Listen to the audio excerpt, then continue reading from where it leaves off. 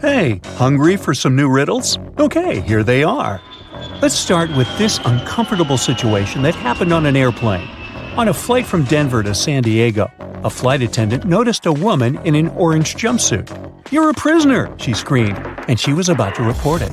"No, no!" the passenger exclaimed. "It's just a costume. I'm heading to a cosplay convention." Who do you think is right?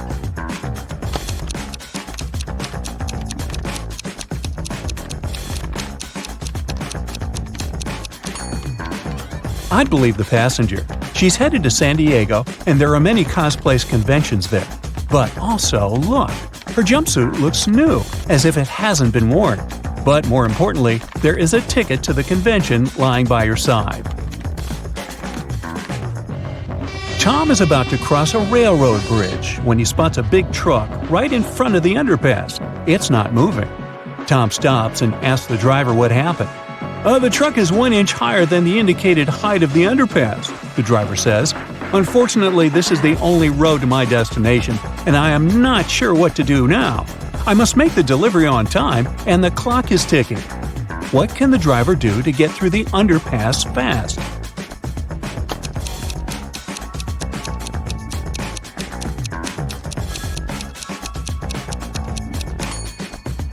The truck driver can let some air out of the tires, just enough to make the truck an inch lower. Sam and James are best friends, and they both are on a school basketball team. They always make bets, and today's bet is the following. "Listen, dude, I bet $10 that I can predict the score of the game before it starts," says James. Sam accepts. Soon enough, he passes James his $10. How come?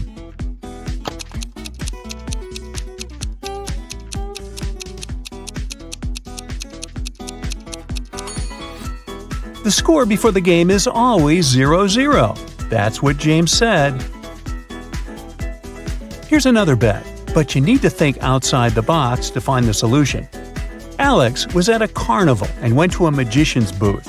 The man told Alex, "If I write your exact height on this piece of paper, you'll have to give me $5. If I make a mistake, I will pay you $10. Alex agreed and then lost his $5. How did the magician win the bet? Especially since he's just a fraud and has no magical powers whatsoever.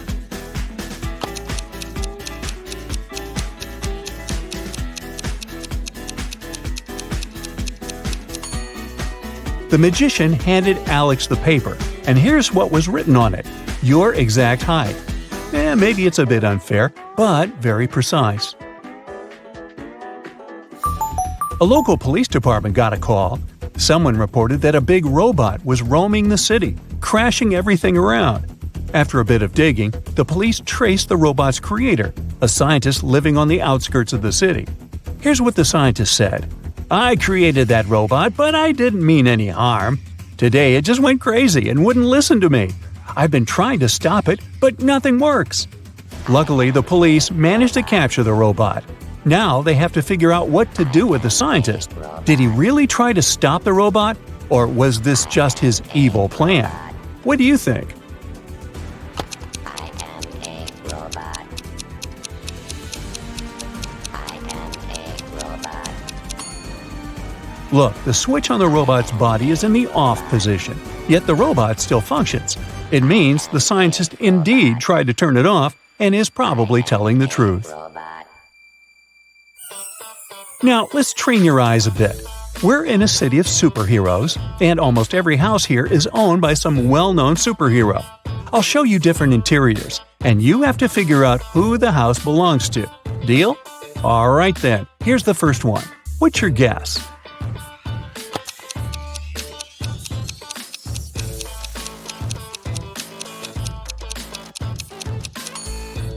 I bet you notice spiderwebs everywhere. Yes, it's Spider-Man's house. Here's the next one. What do you think? Does it ring a bell?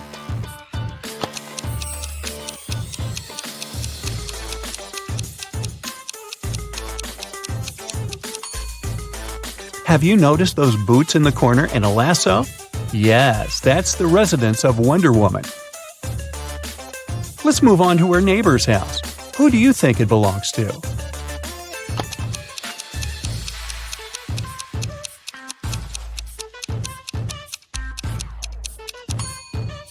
Have you noticed this big hammer? Yeah, it's Thor's house. Okay, let's move on. Here's the interior of yet another house in the area. Can you guess who it belongs to?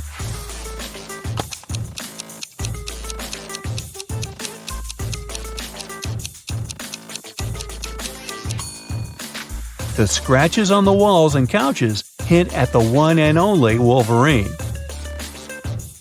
And here's the last one for today. Pay close attention and maybe you'll get it right.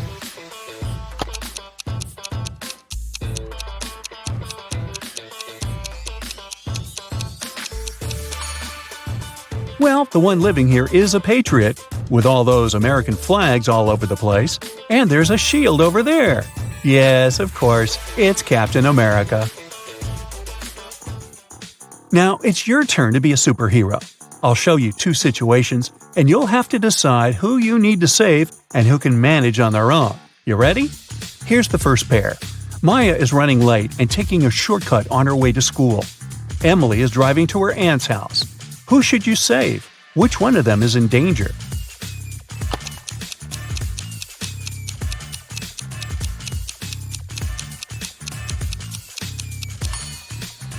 Definitely Maya. Look, the shortcut is actually a frozen lake. But can you see the cracks? Yep, she might drown. Hurry up and save her. Good job. Now, there's a new pair for you, but only one of them needs your help. Tommy is walking to a birthday party and is texting while walking. Jaden is together with his friends. He's answering his girlfriend. Who is in danger?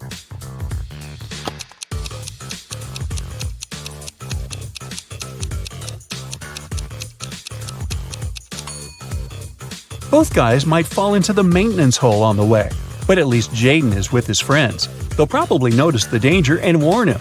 Tommy is alone, so he might need your help. Riley is on vacation. She's on the beach, getting tanned and enjoying the waves and the breeze. Chloe went on a camping trip to a local forest and stopped for some snacks. Who is in danger?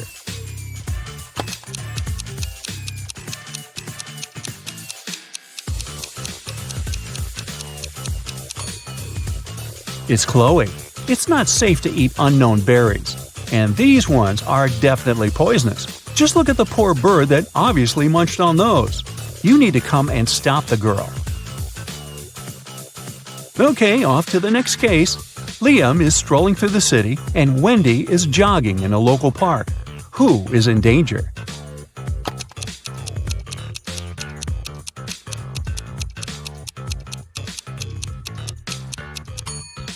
A large tree branch is falling from a big height and Liam is wearing headphones, so he won't hear a thing. He's the one who needs your help.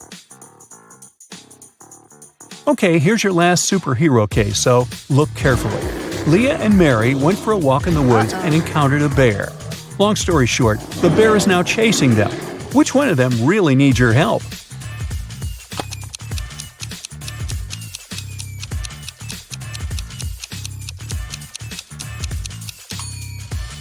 It's Mary. The girl is wearing heels, not the best choice of footwear since they will definitely slow her down. Hey, thanks for your help. Now here's another riddle. Keep your eyes wide open and use your logic. Melanie isn't doing well in school, so she is grounded for all winter holidays. She's supposed to study the whole time. But luckily for her, her mother often works night shifts. So every now and then, she isn't at home. Of course, Melanie sneaks out to see her friends. She tries to be very careful so that her mother doesn't notice anything. But one early morning, her mom comes back home and realizes that Melanie sneaked out of the house at night. How did she figure it out?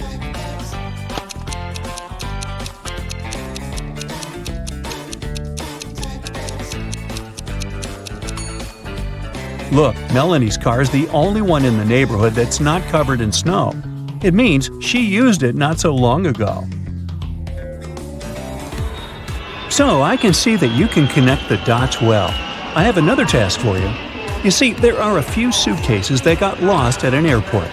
I'll show you what's inside, and you'll have to guess the professions of those who the suitcases belong to. Deal? Okay, here's the first one. What's the profession of its owner?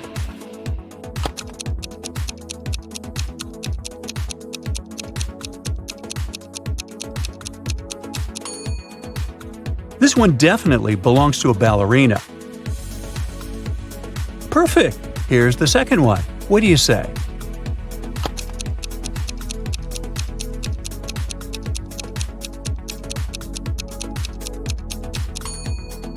It must be a photographer suitcase. Good job! Here's more, and it's harder. Any ideas?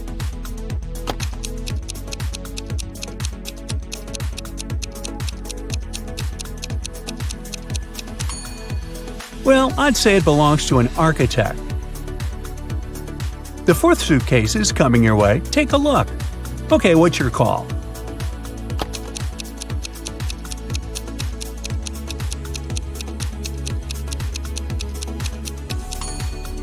This one probably belongs to a police officer. Great! What about this one?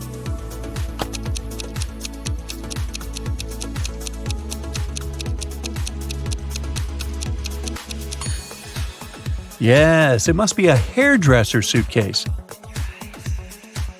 And here's the last one for today. Any ideas?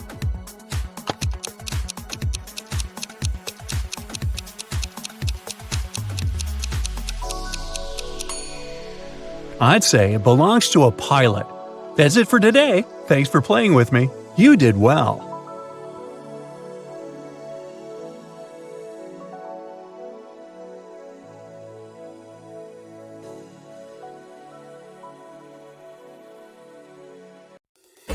Hey Brightsider, you're going to have loads of adventures in 3, 2, 1.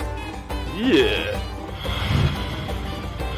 So, you just wanted to go on an exotic vacation, but you ended up inside an Egyptian pyramid, and it's full of spooky mummies. The only way to get back home is to solve these riddles. Yeah. You've fallen down a tunnel, which means you can't go back the same way. Uh-oh. There are 3 doors in front of you with snakes, scorpions, and scarabs behind each of them, respectively. Uh-oh. You need to choose the safest one.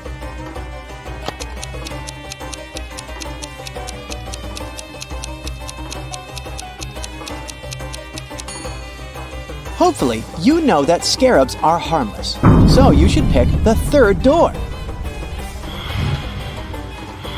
Soon, you spot 3 mummies, but just one of them is real. Uh-oh. Which one?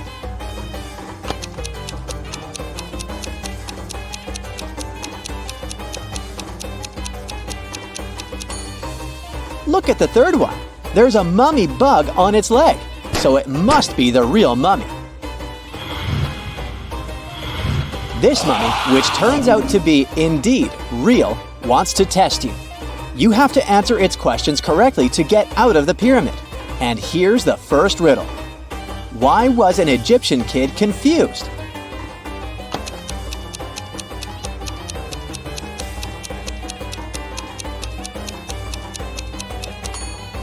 That's because their daddy was a mummy. What do you call Ryan Gosling disguised as a mummy?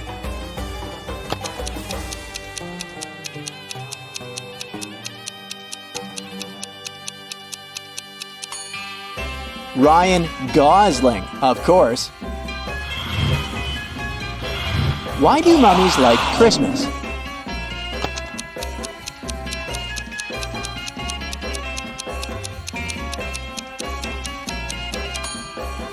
Because there are so many gifts and wrappings. That's why. You're finally free and can see your friends. Uh-oh, bad news. One of them is possessed, but you don't know which one it is. You can't bring them back home in such a state, so you gotta find out who is in trouble.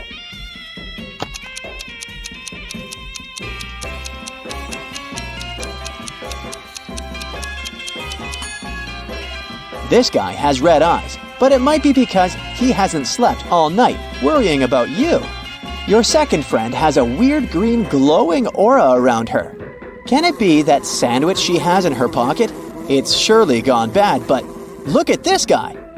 His mouth looks weird. The right half is smiling when the left one isn't. Plus, his fingers seem to be dislocated. This is the friend possessed by a mummy spirit.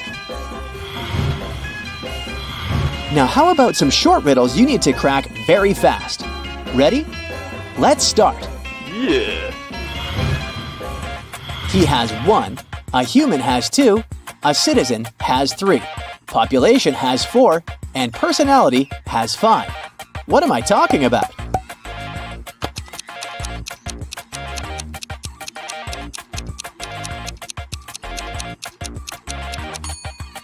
Syllables.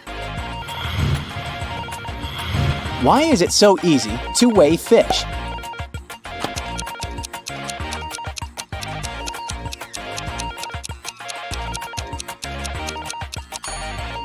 Because they have scales. It can fly but has no wings. It can cry but has no eyes.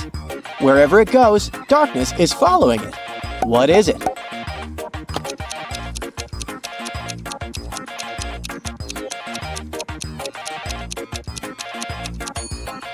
It's a cloud. I have one, you have one. If you remove the first letter, a bit is still there. Remove the second, and the bit remains. Try again and remove the third, but it stays.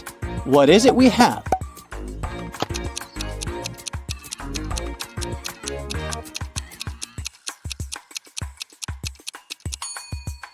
A habit. When you have it, you want to share it. But if you share it, you don't have it anymore. What is it?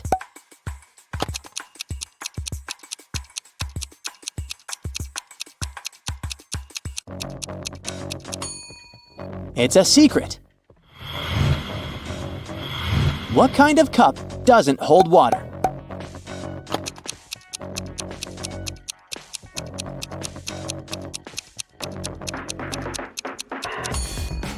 A cupcake. The more of them you take, the more you leave behind. What am I talking about?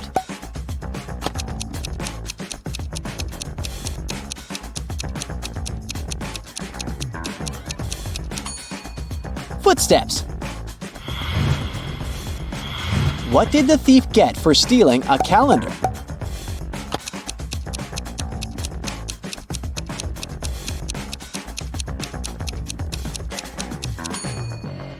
"12 months. You measure its life in hours and minutes, and it serves you by expiring. It's quick when it's thin and slow when it's fat. Its biggest enemy is the wind. The longer it lives, the smaller it becomes. What is it?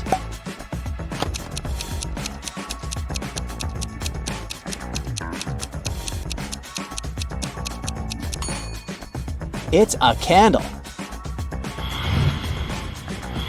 You can hear it, but you can't touch it. And still, you can control it. What is it?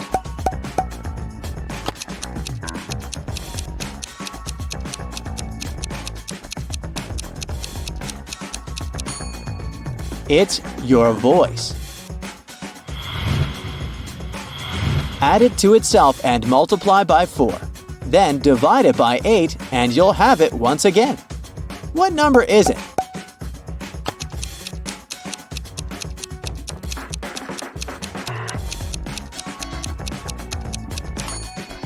It can be literally any number. What kind of coat can you put on only when it's wet?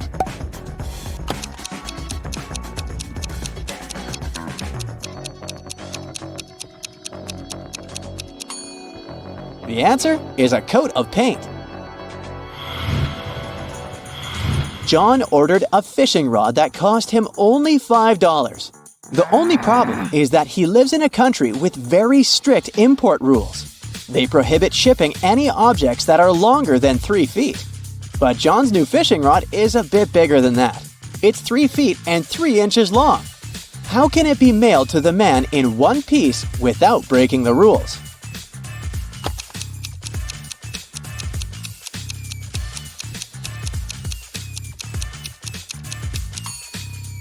The fishing rod can be put in a box that is 3 feet on all sides. Then, the fishing rod will easily fit within the diagonal of the box, with a lot of room to spare. Once, Mrs. Smith Peter, Paul, and Patrick's mom heard a loud sound of shattering glass coming from the living room. She ran into the room and saw that her favorite vase was broken. She spotted a football. She asked her sons what had happened, and each of them told her his own version of the accident. Peter said that Paul hadn't kicked the ball. He added that he knew for sure that Patrick had done this. Paul said that Patrick wasn't guilty. He also added that he hadn't finished his homework. And Patrick said that Paul had broken the vase, and he knew for sure because Peter didn't play football at home. How can Mrs. Smith understand who broke the vase if the following is true? One boy lied in both of his statements. Two boys told the truth.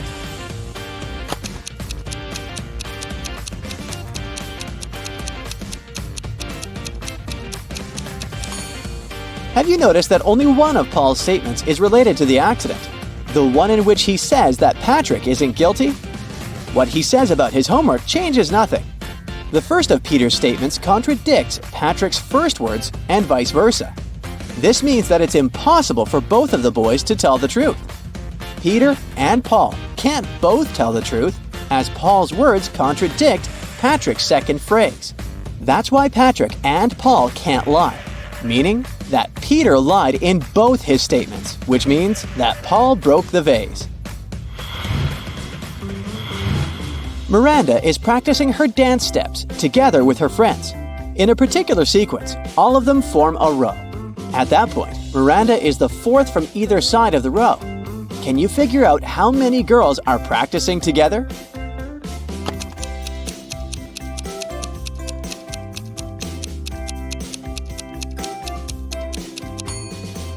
In total, there are 7 girls.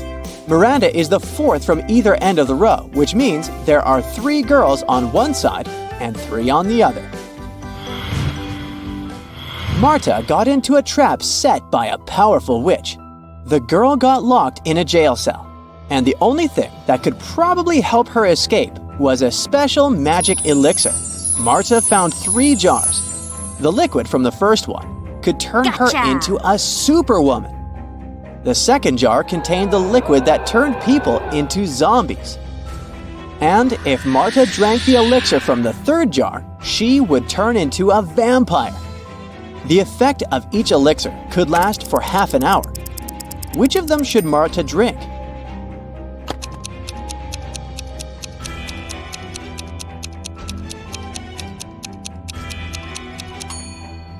Marta could wait till the morning, drink the elixir from the third jar, and transform into a bat and fly out of that tiny window.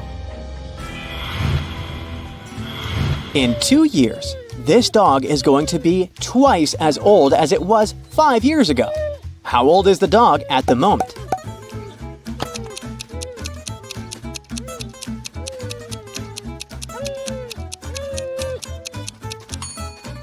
The pooch is 12 years old. Mia is 3 times older than Anna. 3 years ago, Anna was a year younger than Amelia is now. Olivia is twice as old as Anna. Put the girls in order of their age.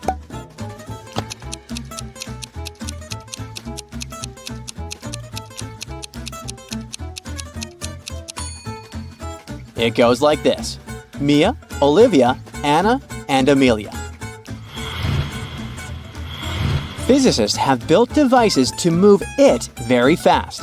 The last 7 letters of its name can usually be found in newspapers, magazines, and journals. Can you figure out what I'm talking about?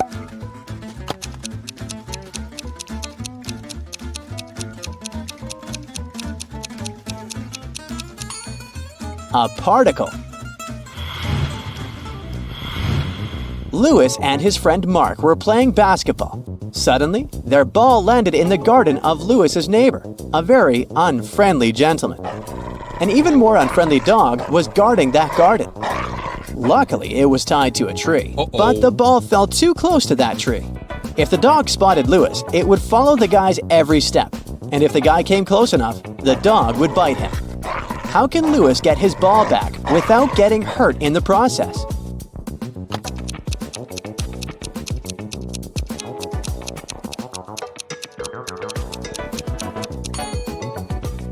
Louis should walk around the tree, staying out of the dog's reach. The dog will keep following him until the entire length of the animal's leash is wrapped around the tree. Then, Louis should grab his ball and run away.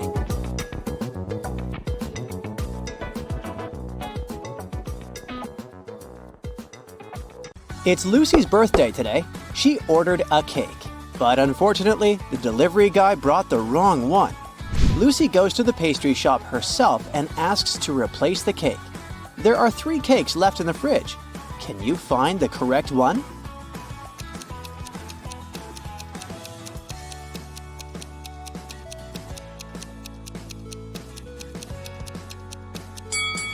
The first cake has a bride and groom figurine on top, so it's probably a wedding cake. The second cake is meant for another customer named Mary. Therefore, the third one belongs to Lucy. Lucy takes the cake and heads home. She's passing by an Italian restaurant. Can you spot a vampire hunter among these people?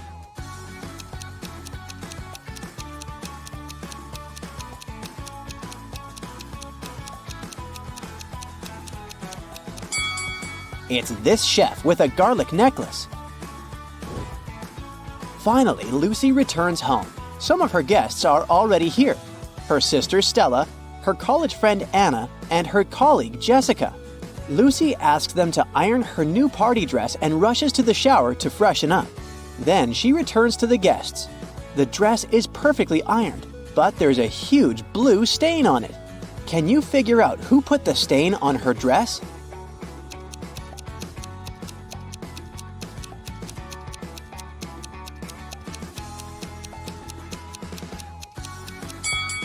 It was Jessica. She has blue ink on her hands because her pen was leaking.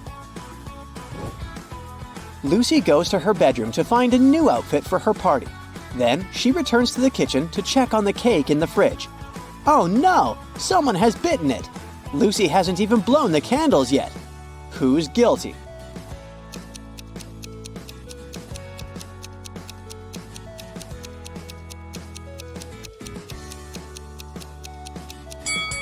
Take a look at the crime scene. There's a used fork with some red lipstick on it.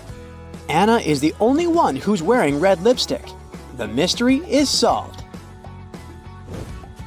Lucy gives Anna a postcard with the following text. Can you decode this rebus?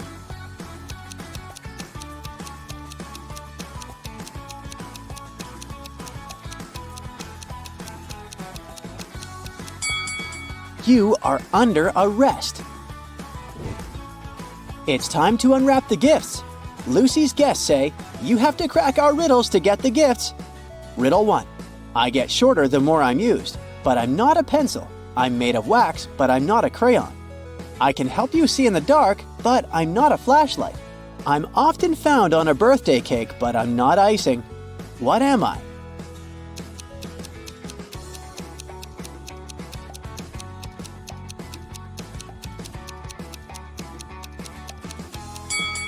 I'm a candle.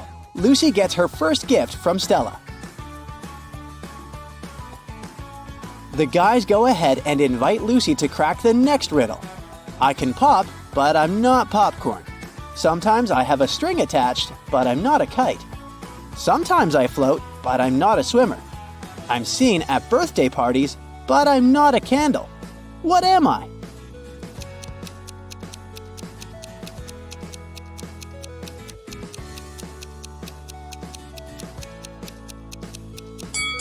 I'm a balloon. Lucy gets a bunch of balloons from Jessica. To get the third gift, Lucy needs to solve the following riddle. I bake, I rest, I come in different shapes, and I sometimes live with a flame on top of my head. What am I?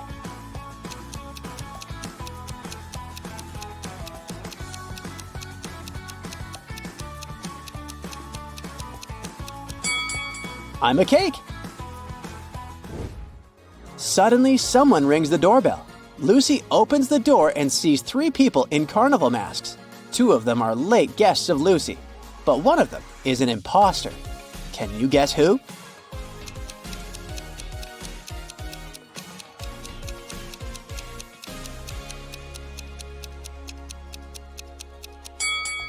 It's the person in the middle. He doesn't have any feet, and he's floating in the air.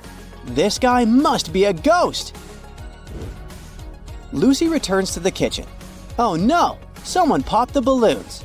Let's have a look around. Jessica is trying to get rid of a stain on her clothes. Stella is lighting a candle, and Anna is finishing her pizza sitting right next to the balloons. Who's guilty?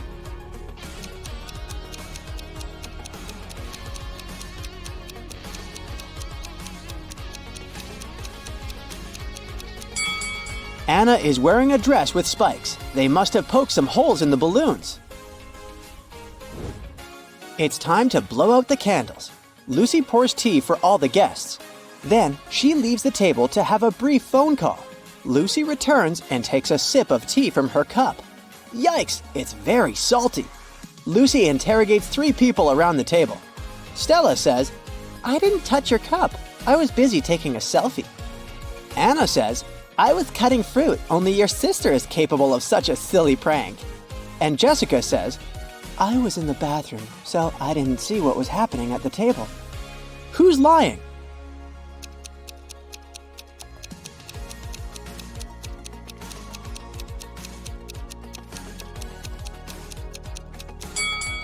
Anna, look! She's hiding the salt shaker in her dress.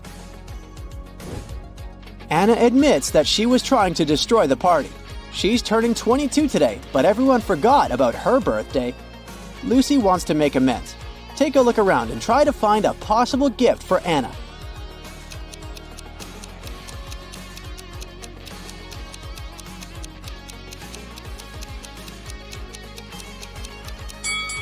Hey, Lucy's birthday cake still has unlit candles in the shape of numbers 2 and 5.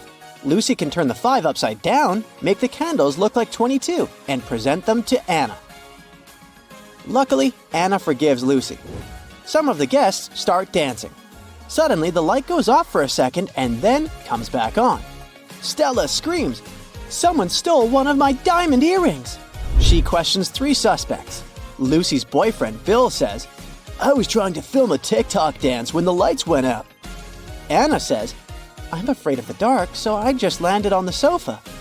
Lucy's coworker, Oliver, says, "I wanted to ask Stella to dance, but suddenly it became dark, so I just froze." Who stole the earring?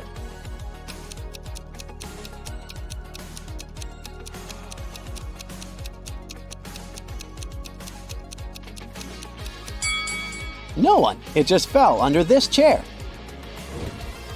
Lucy decides to take some party pictures. Can you find 3 differences between these 2 pictures?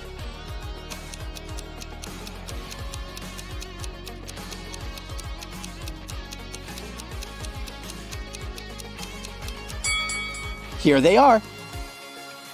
Let's see if you can find 3 differences between these pictures.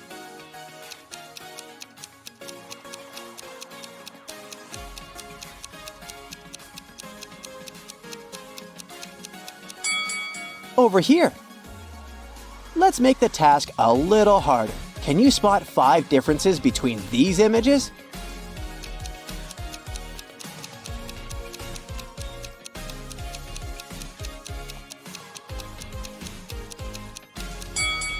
Here they are. Bill is an artist. He gives Lucy his painting as a birthday gift. What's wrong here?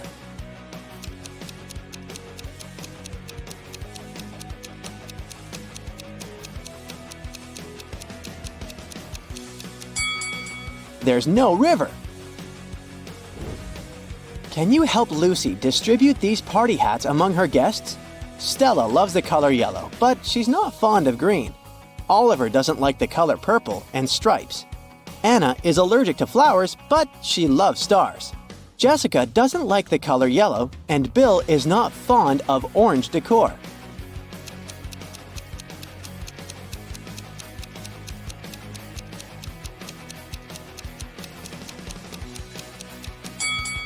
The first hat is for Jessica, and the second one is for Stella. Anna should get the 3rd hat, Bill the 4th one. And finally, the 5th hat is perfect for Oliver. Lucy and her guests run out of food, but they're still hungry. There's a pizza restaurant just next to Lucy's place. Bill decides to go there. He rushes over and bumps into another customer. Bill hits his head and forgets what pizza Lucy asked him to buy. He remembers just 3 things. The pizza topping shouldn't include more than 4 colors. It shouldn't have any onions. But it must have at least 1 green element. Can you help Bill find the correct pizza?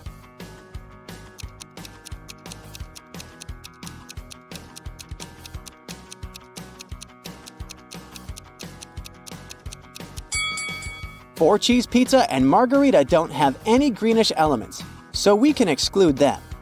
Mushroom pizza does have green olives, but it also has onions, as well as pineapple and jalapeno pizza.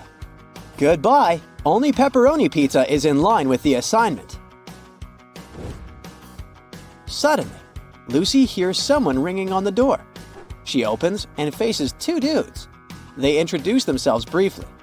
Peter says, "I'm the nephew of your next-door neighbor, Glenda. She sent me here to borrow a cup of sugar from Lucy." And Rick says, "I'm a delivery guy. Here's a birthday gift." Can you guess who the prankster is?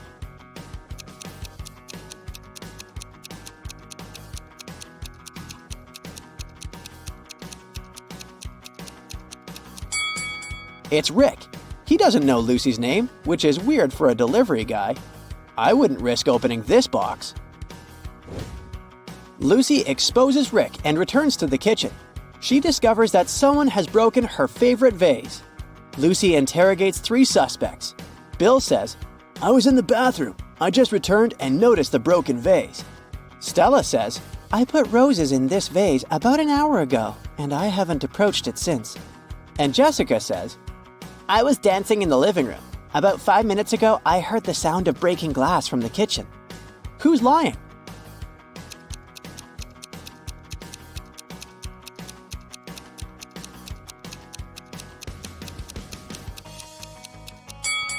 Stella, take a closer look at the broken vase.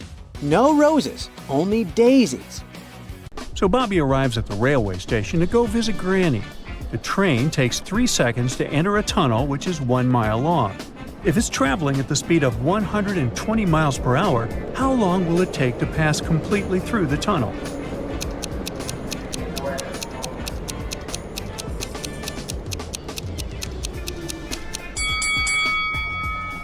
"120 miles per hour means 2 miles per minute, so it will take the train 30 seconds to travel 1 mile, plus 3 more seconds to enter the tunnel, making it a total of 33 seconds. 9 years ago, Bobby was 9 years old. How old will he be in 9 years?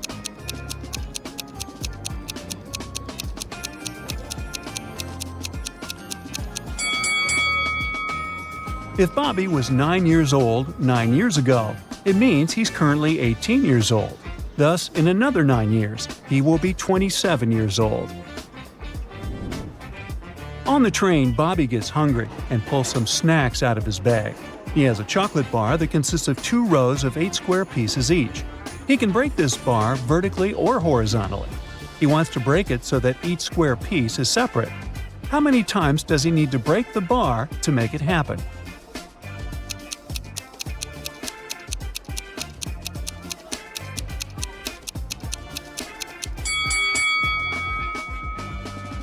Two times 8 equals 16.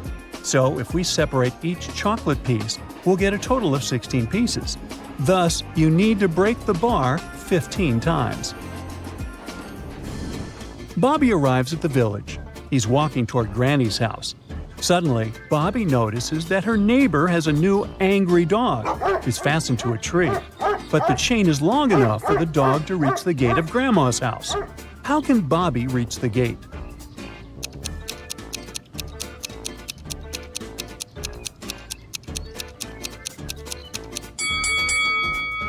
Bobby should run around the tree in circles. The dog will follow him and eventually get wrapped around the tree. After that, the gates will be out of the dog's reach. Bobby enters Granny's house. Can you spot 3 mistakes in this picture?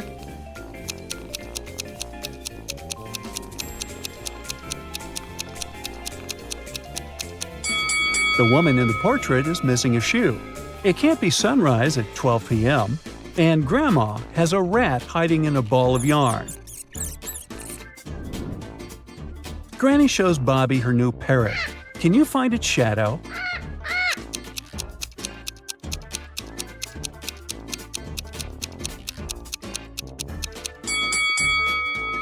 Only the fourth shadow is correct. Granny asked Bobby to paint her living room. Can you find 5 words in the newly painted room?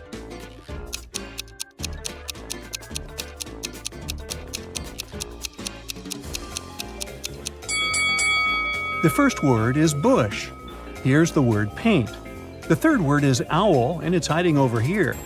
Bucket is the fourth word, and the fifth word, broom, is over here. Bobby hears the doorbell ring. He opens the door and sees 3 grandmas with treats. These ladies are neighbors who came for tea, but one of them isn't human. Can you guess who?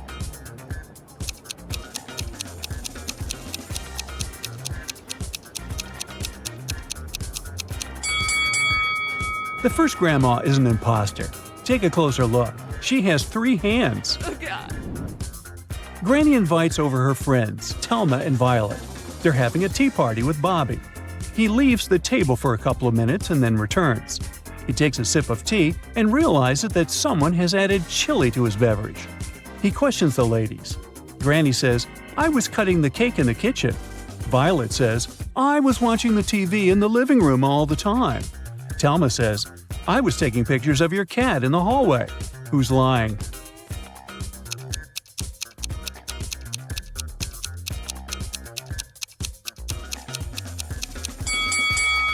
Violet. There's no TV in the living room. Grandma's cat hid somewhere inside the house. Can you help Bobby catch it?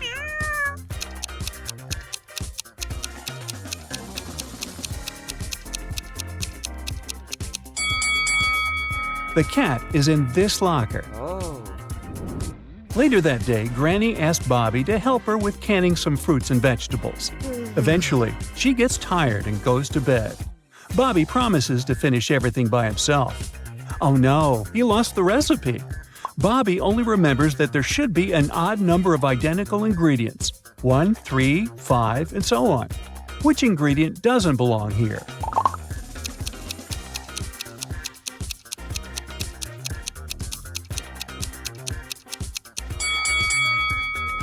Garlic. What about this set of ingredients? Can you sort any of them out?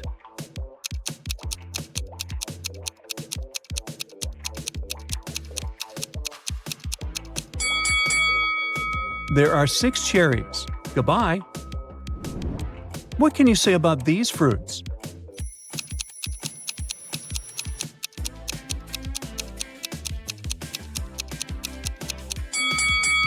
Apricots don't belong here.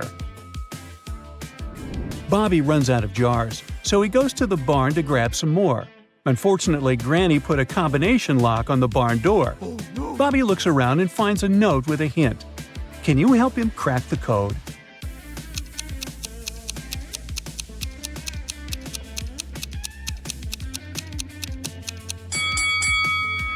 The code is not that simple.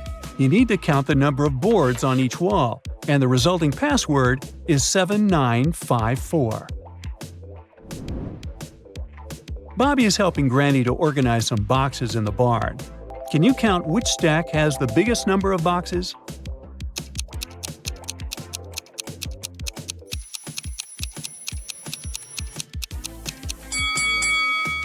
It's the first one.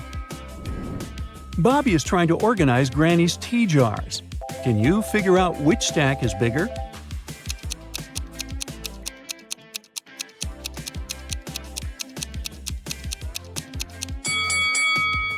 This stack has the largest number of jars. And now Bobby's task is to spot the largest stack of pots. Can you help him?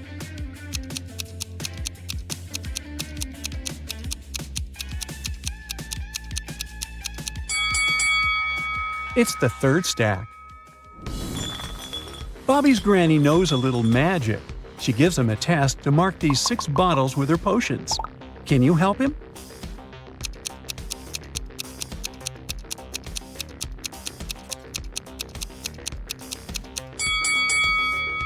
pretty simple. The bottles have some hints.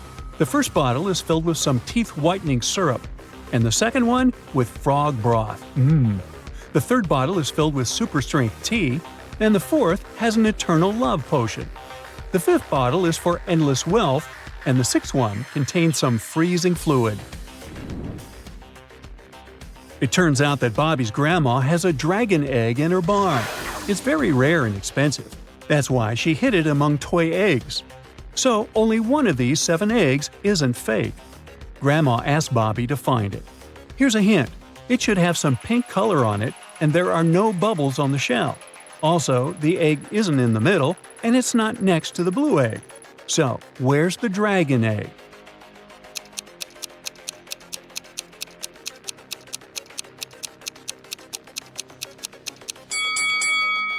Only this one matches the description completely.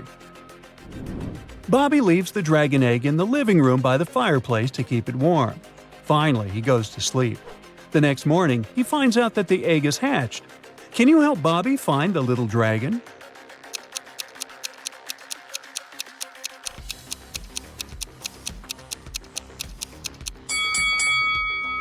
It's over here on the shelf. Suddenly, the doorbell rings. Bobby opens the door and sees 2 gardeners. One of them is an imposter from another planet. Can you guess who?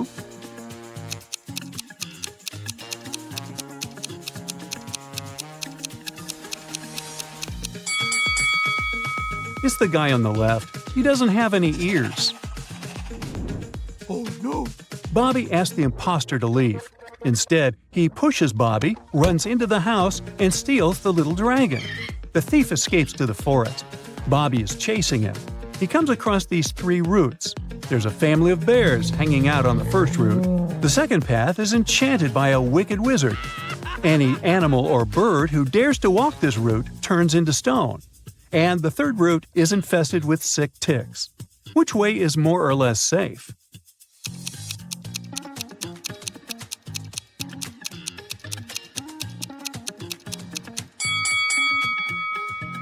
The second way is good to go.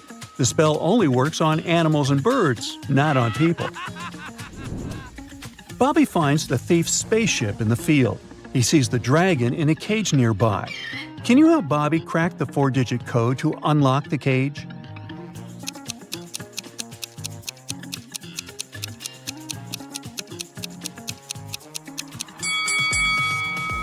The note nearby is a hint. Earth is the 3rd planet from the Sun. Mercury is the first one, Mars is the 4th, and Venus is the 2nd. So the code is 3142. Bobby rescues the dragon and brings it back to Granny. He decides to go home by car. The entire trip will take him 100 miles. First of all, he drives 30 miles to a gas station and fills his tank fully.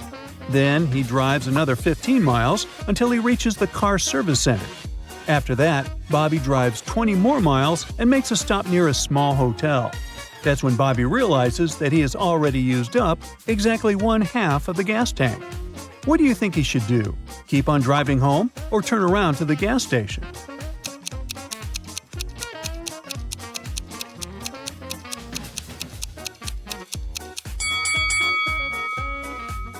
It takes exactly 35 miles to reach Bobby's home. And if we count how many miles ago Bobby was at the gas station, it's 35 as well. It means that the gas in Bobby's car will run out exactly at the moment when he arrives home. So he definitely shouldn't go back to the gas station.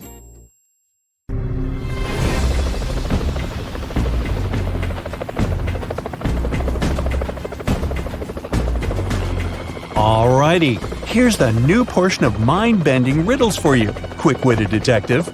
Find that magnifying glass of yours, and let's get to work. Yeah.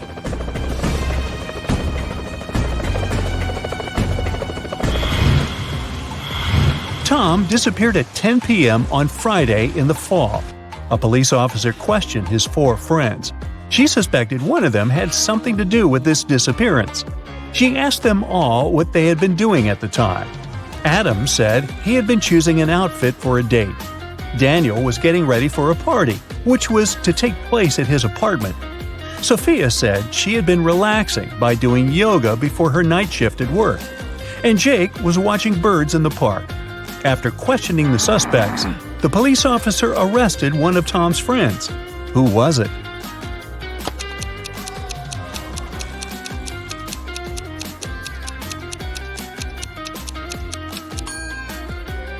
It was Jake. At 10 p.m. in the fall, it's too dark to see birds outside. Imagine being stuck in Antarctica. You're starting to run out of food, so you decide to scan your surroundings. The snow is so bright, it's literally blinding. At one point, you come across a large fragment of bone with a wide crack enough to fit a knife. You think the bone might come in handy later and take it with you. What's the best way to use it? Crack it and use it as your second knife? Make an eyewear mask? Make a flute to distract yourself from this dire situation?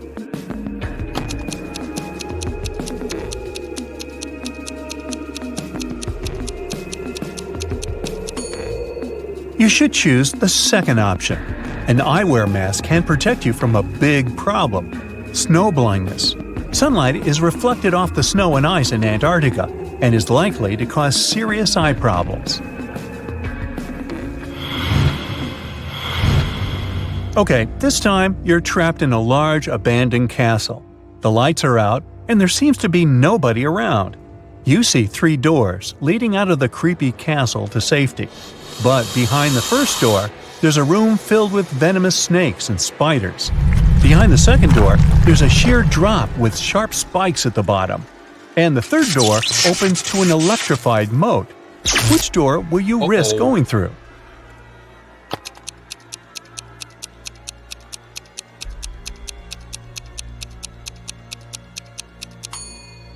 Surprisingly, the safest option is the third door. You see, the castle is abandoned, and since nobody has lived there for years, there isn't likely to be electricity.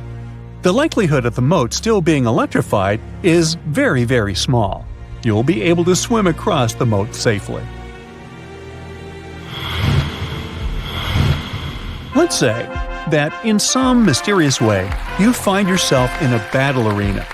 3 creatures are waiting for you, and you need to fight one of them to survive. The first monster has the head of a rattlesnake and the body of a giant ferret. The second one has the body of a gorilla and the head of an alligator. And the third creature has the face and body of a great white shark and the tail and claws of a bear. So, which monster would you choose?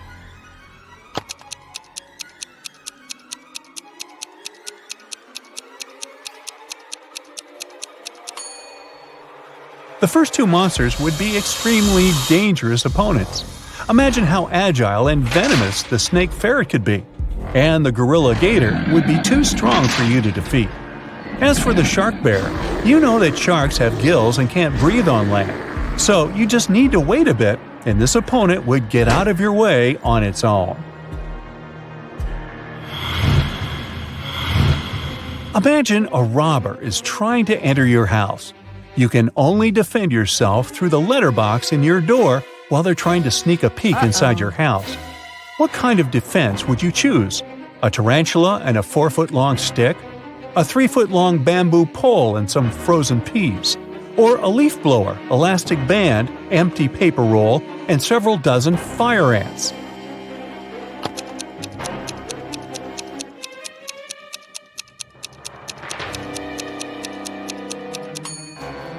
The problem with the stick is that it's too short, and there's a chance that the tarantula will get back to you. Uh-oh.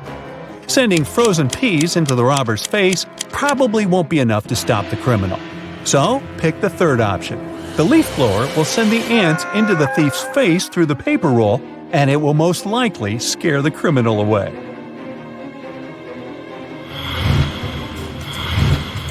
How about this mystery? A girl was 10 on her last birthday, but she will be 12 on her next birthday. How is it possible?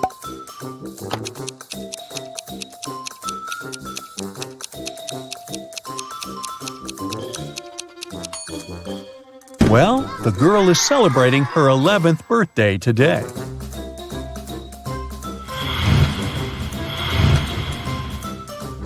At school, in one of the classes, there were 4 pairs of twins. One day, all the students came to a school event with their parents, and it turned out that there were 85 people in total. Can you figure out how many students there are in the class?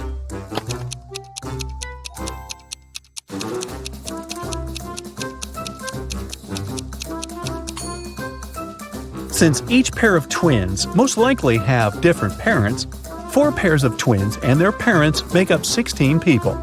The remaining 69 people are ordinary students and their parents. Each of the non-twin students has 2 parents, so the number of non-twin students is 23. So in total, there are 31 students in the class. Stephen called the police to report his valuables were missing.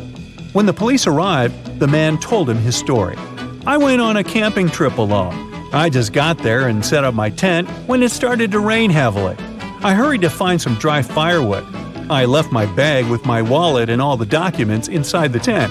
When I came back, everything was gone." The police officers didn't believe Stephen and fined him for making a false call. How did they understand the man was lying?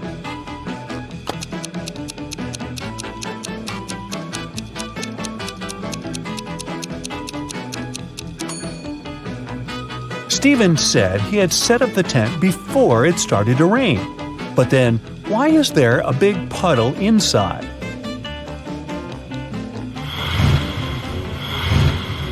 Two friends, Anne and Mary, went for a walk. Suddenly, it started to rain heavily. The girls saw a seemingly abandoned house and decided to take shelter there. When it stopped raining, the friends realized they were very hungry, so they went different ways to find some food. Anne saw an apple tree and immediately ate an apple. All of a sudden, she turned into a tree herself. Half an hour later, Mary got to the same spot, searching for fruit and her friend. That's when she heard someone say, "Your friend has been turned into a tree. You must find this tree to bring her back. You only have one chance. If you get it wrong, your friend will remain a tree forever." Mary was terrified. Can you help her find out which tree is her friend?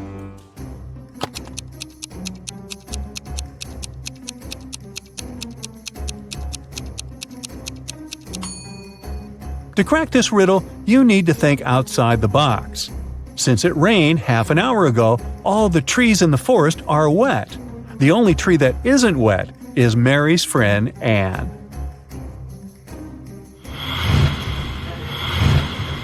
Now you need to figure out the logic in the order of the following words: fun, blue, bee, more, dive, pix, barren, date, shrine, then.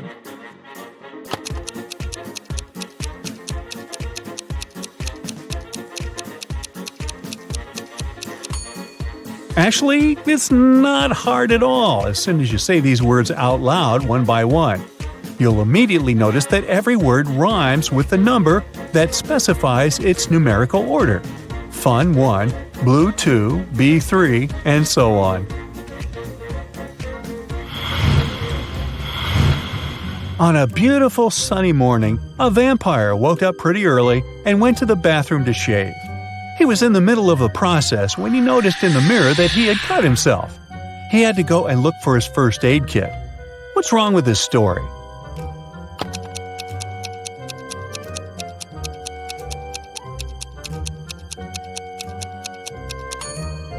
Well, the main problem is that vampires don't reflect in mirrors.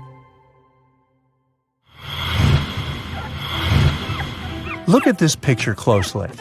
Can you guess who this cute puppy belongs to? A little hint. Pay attention to all the details. You never know what can help you.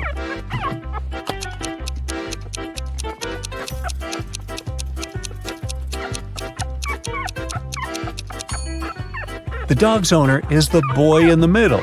He's the only one who isn't trying to pet the puppy.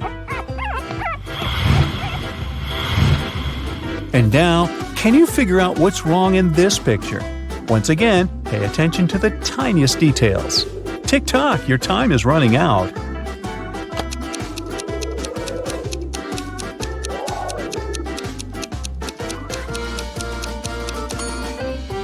The wrong detail in this picture is this colorful parrot.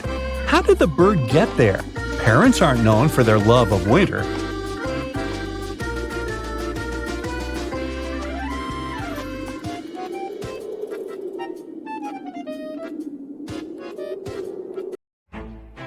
Sir Lionel was a very rich man with many servants working in his mansion.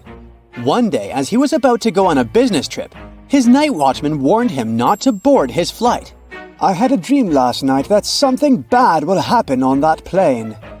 Sir Lionel got annoyed at first, but since he was also a bit superstitious himself, he decided not to take the flight. Later that day, as he was watching the news, he saw that his plane did get lost on a deserted island. Uh-oh. He first thanked his employee and then fired him. Why?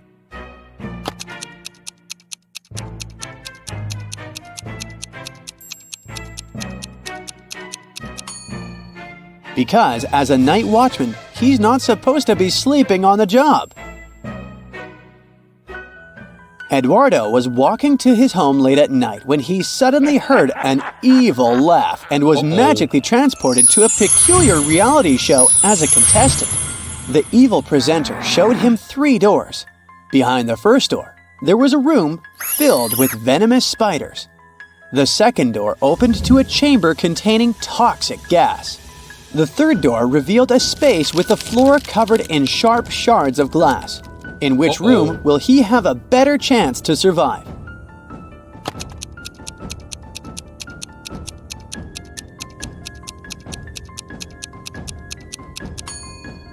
He should pick the room with the floor covered in shards of glass. See?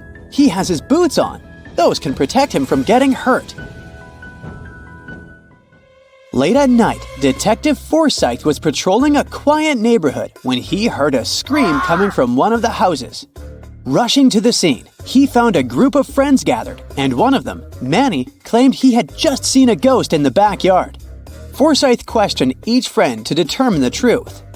Lola said she had been reading a book in the living room. Joyce claimed she had been cooking in the kitchen. Emily mentioned she had been taking a nap in the bedroom. And Manny, the one who saw the ghost, insisted he had been gardening in the backyard. Detective Forsyth quickly identified the liar. Who was it and why?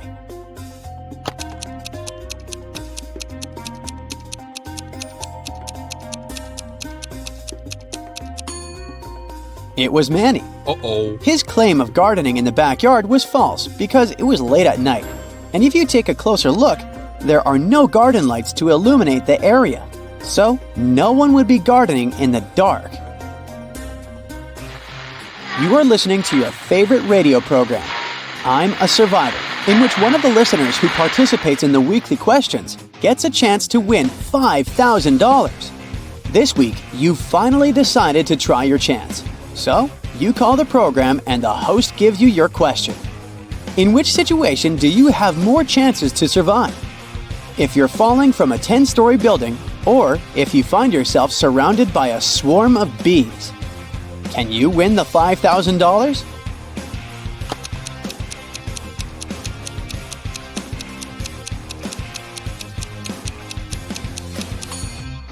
The bees buzzing around you might not be aggressive and might not cause you any harm. But when you're falling from that kind of height, unless you're Spider-Man or something,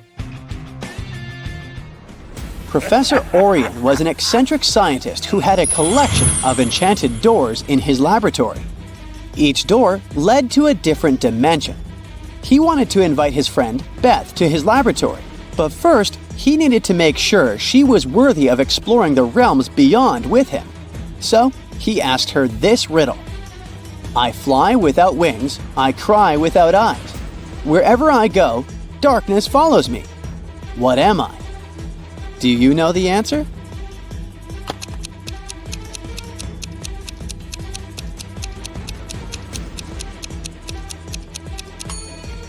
The correct answer is cloud. Jason was about to graduate, but his fate was going to be determined by whether or not he could pass his algebra test. When he got his exam paper, this was the only question his professor asked. If it takes 30 men 30 minutes to dig 30 holes, How many minutes does it take one man to dig one hole? Can you help Jason graduate?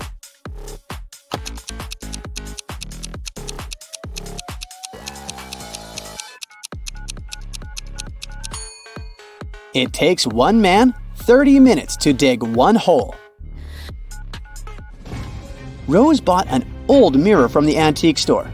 But when she brought it home, the mirror pulled her inside and transported her into a magical castle with no escape.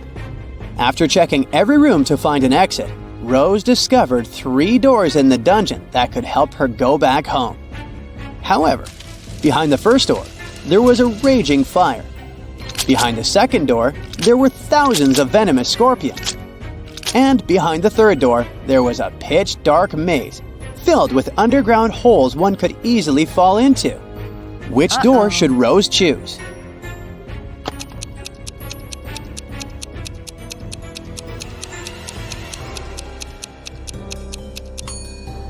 She should choose the third door. See the wood branches on the floor? She can take one and turn it into a torch and go through the maze. This way she can see the holes and avoid them. In the town of Puzzleville, Master Albert held an annual event known as the Night of Riddles. Every year, when the clock struck midnight, he asked the crowd one particular riddle, and the one who could answer it correctly would be crowned the Riddler's Apprentice. This year, he asked, "What is the one question you cannot truthfully answer yes to?" Can you answer it and win that title?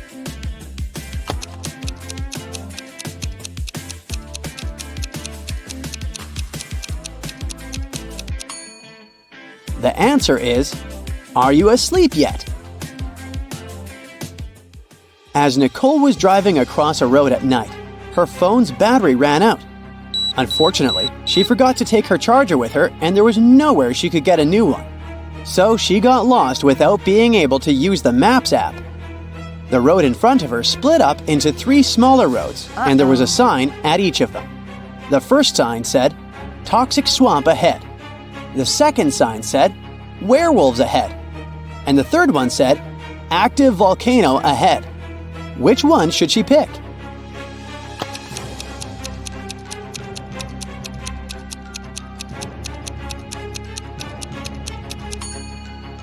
It might be a cloudy night, but you can still catch a glimpse of the moon, which is not full. So she should pick the second road, since werewolves won't be there during this time of the month at least. In the futuristic city of Cyber Harbor, people communicate through holographic messages. Xander received a hologram from an anonymous sender with a cryptic riddle. Only if he could answer the riddle correctly that the sender's identity would be revealed to him. What is always in front of you but can't be seen? Can you help Xander discover the true identity of the sender?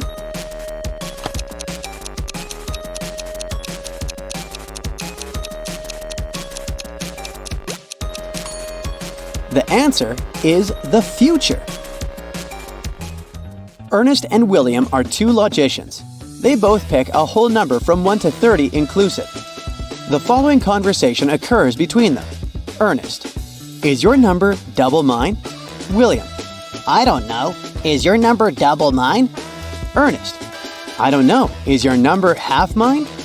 William: "I don't know. Is your number half mine?" Ernest: "I don't know." William: "I know your number." Considering all the statements are true, what is the number Ernest picked, and how did William know?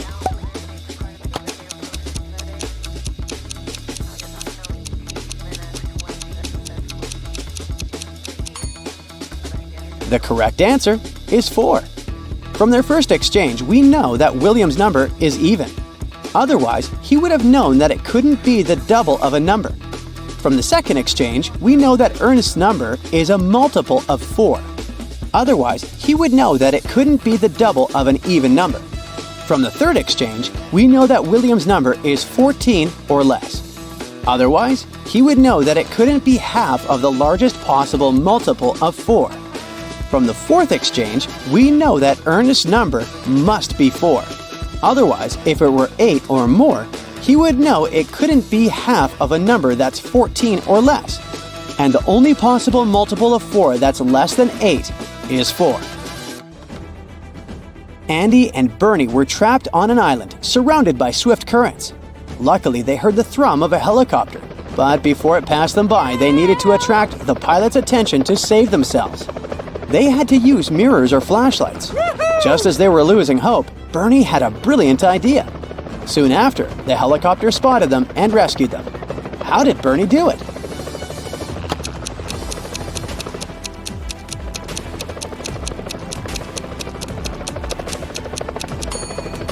Look at all the tropical, large, colorful leaves and flowers around. He used them to create a makeshift SOS sign on the ground.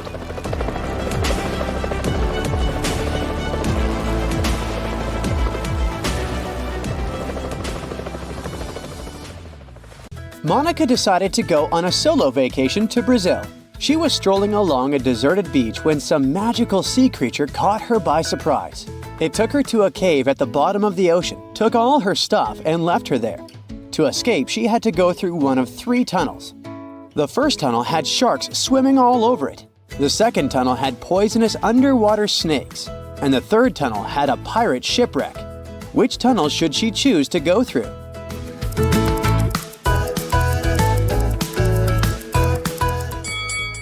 She should pick the third tunnel. Sure, it's a pirate ship, but it's already sunk and it won't pose any real threats. Anna decided to throw a costume party and invited all her friends. 2 couples decided to dress up as vampires, but one of these couples is made of real vampires. Take a look at the image. Can you tell me which one?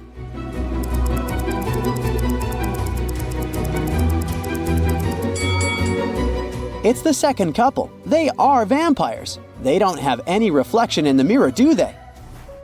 On a murky water day, Jason woke up confused. He had bumped his head into a coral reef and woke up in another underwater kingdom.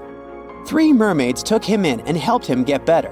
When he finally opened his eyes and asked who they were, they all said they were his wife. Take a look at the image. Can you tell which mermaid is telling the truth?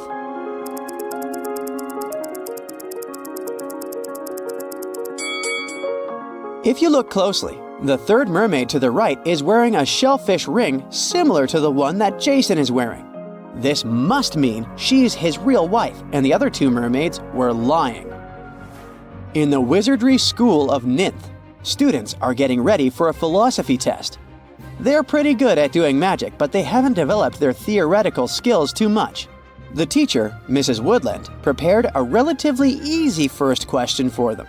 It asked, what is the phrase that makes you happy when you're sad and sad when you're happy?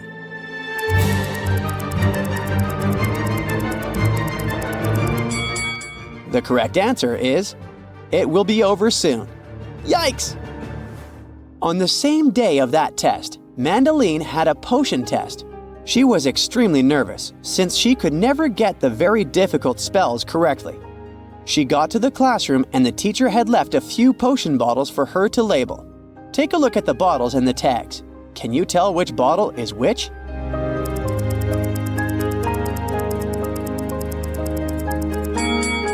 Our first clue lies in the bottles themselves. The first bottle is for the freezing potion. It freezes anything it gets into contact with. The second bottle carries a potion for making people stronger. The third bottle makes people feel sick. Ew! The fourth bottle is the one for finding eternal love. And the last bottle with the frog is for turning frogs into princes. I quite like these potions. On Amy's graduation day, her mother introduced her to a few eligible bachelors. She really wanted her daughter to find a new love, since she had recently broken up with her college sweetheart. She talked with the guys who all said they were training to be airplane pilots, but she figured out one of them was lying. How could she tell?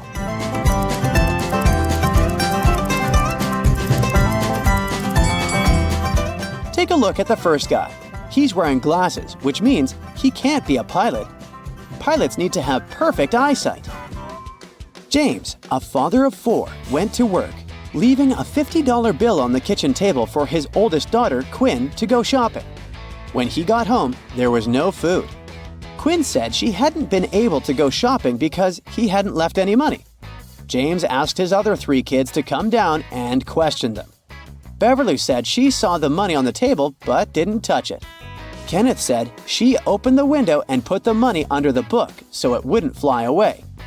Owen said he'd put the bill inside the book between pages 57 and 58. Can you tell who's lying?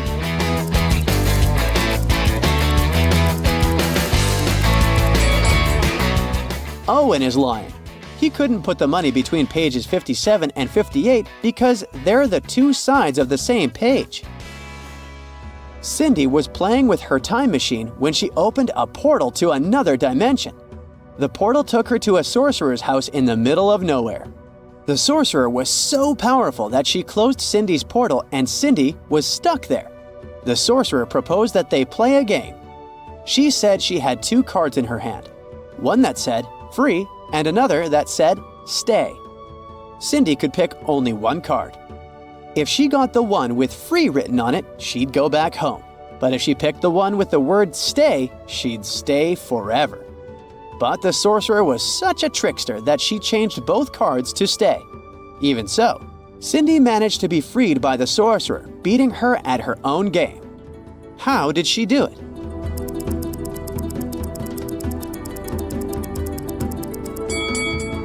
Cindy anticipated what the sorcerer would do, so as soon as she picked the first card, she threw it in the fire, saying it was by mistake.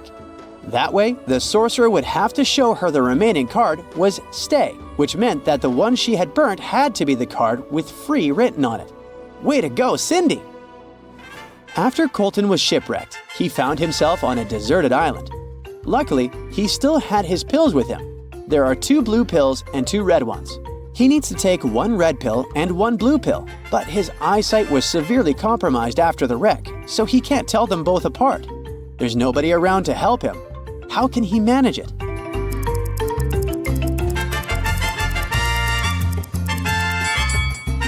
Colton should break each of the 4 pills into half and eat 4 halves of each.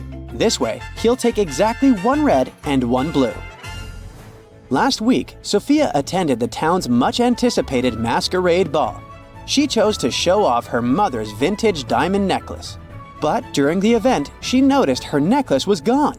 She called a private investigator immediately and asked him to bring her diamond necklace back, whatever it cost her. Very quickly, the investigator gathered 3 suspects. Kate, the one with the blue mask, says she spent most of the evening in the garden. Bianca, wearing the green mask, insists she was in the bathroom when the theft occurred. Jake, with the silver mask, says that he only noticed Sophia's necklace was missing after he came back from the bar. The investigator immediately knew who was lying and recovered the diamond necklace. Can you figure it out too?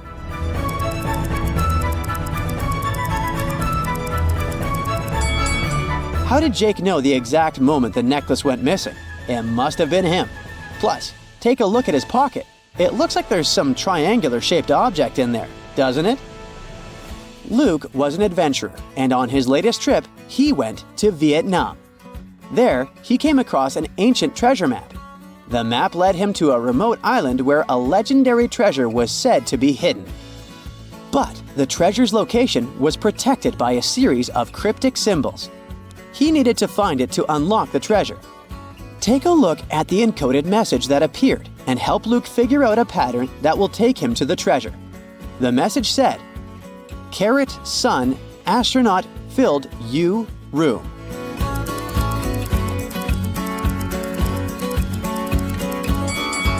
This wasn't so tricky, huh?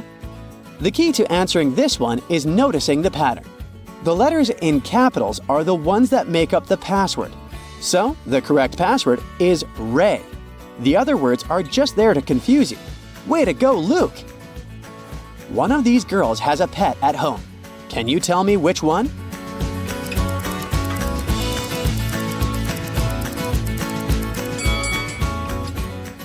It's the one in the middle. She's got scratches all over her arm.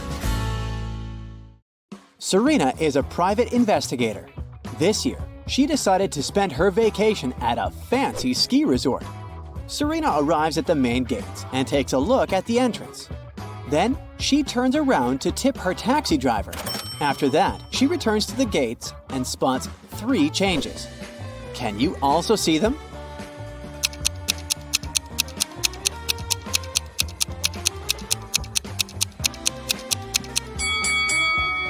Here they are. Serena enters the hotel. 3 porters offer to carry her bags, but one of them cannot help Serena with her luggage. Can you guess who and why?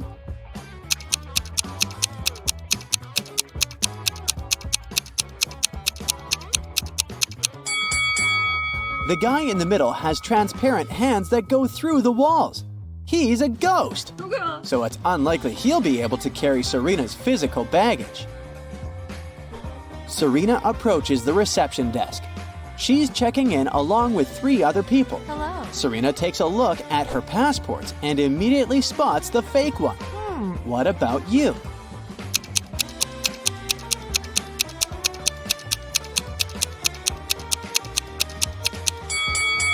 The second guy's picture is black and white, but it's not a crime. The third lady's document also looks fine, but the picture of the first lady has snow-capped mountains in the background. No matter what country she's from, the background in the passport photo should be plain. So this ID is fake. Finally, Serena receives a keycard for her room. She goes there right away, but unfortunately, the door doesn't open. Serena returns to the reception to complain. She sees another lady complaining about the very same thing. Can you guess what's going on here?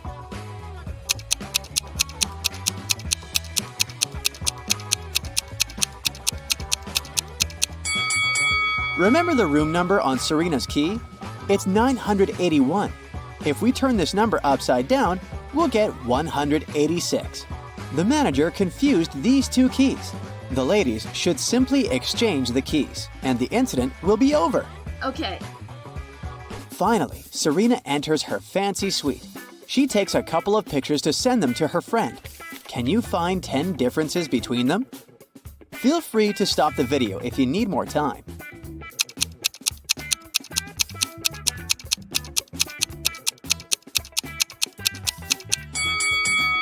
Are you ready to see the answers? Here are all 10 differences. Serena unpacks her bags to go skiing. Oh no, she forgot her hat at home. Serena goes to the local winter sports store to purchase a new hat. Which items don't belong here?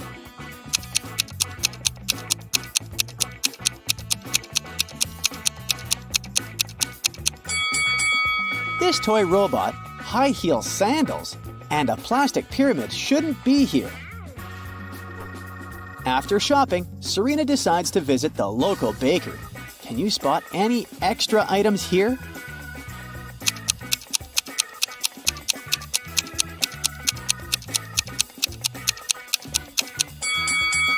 This can of pet food and a dog bowl doesn't belong here, as well as this cat tree. Finally, Serena is in her ski suit. She's riding in a cable car to the top of the mountain with other resort guests. Can you spot the one who hasn't paid for the lift?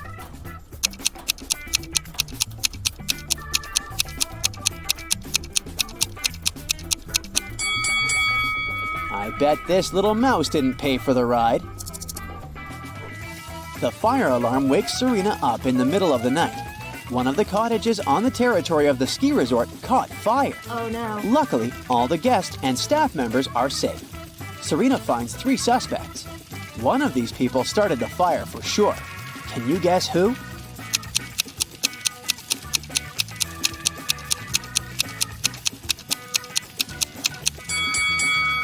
It's the guy in the bathrobe. He's hiding a bottle of fire starter liquid in his pocket. Oh my god. In the morning, Serena goes to the breakfast buffet. There are 4 croissants on the tray. One of them is made of plastic. Oh. Can you spot which one?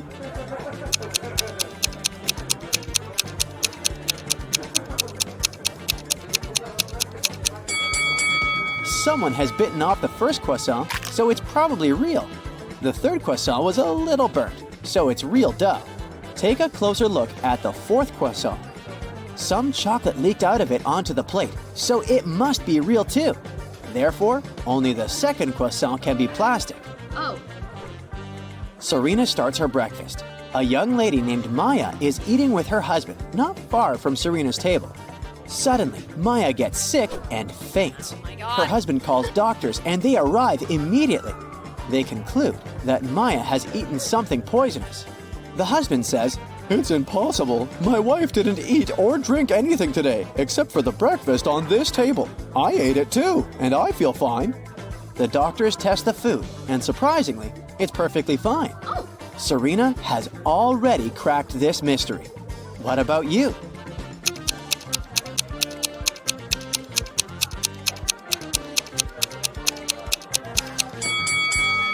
The poison was in Maya's lip balm.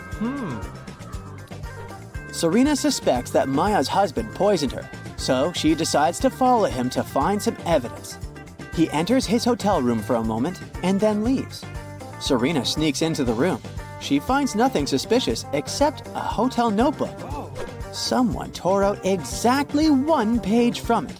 Fortunately, the writer pressed the pen very hard and left traces on the next page. Serena shades the paper with a pencil and reveals the following text. Can you help her decode this message?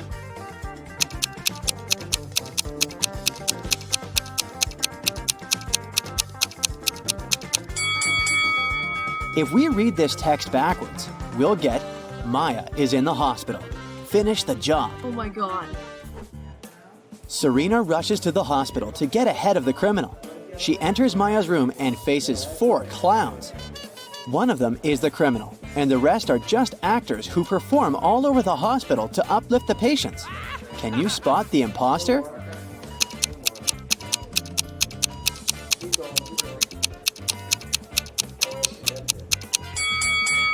The guy with the red bow is the criminal. He sneaked it from the decorations in this room because he was rushing to disguise himself. Oh. Serena calls the hospital guards to arrest the imposter, but he pushes everyone away and escapes through the back door. Serena follows him and ends up in the parking lot. The criminal is hiding in one of these cars. Come to me. Can you find him?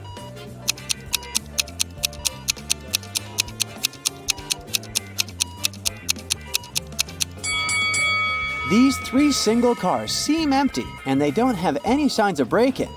Meanwhile, someone is moving in the back of this pickup truck. Busted! The police arrest the criminal and Maya's husband. Meanwhile, Serena returns to the hotel late at night to get some rest. Oh no! Her room is a mess! Someone clearly rummaged through her things. What's this? In the morning, Serena questions 3 suspects. The cleaning lady says, "Yesterday afternoon, I changed your bed sheets, washed coffee stains off the carpet, and left."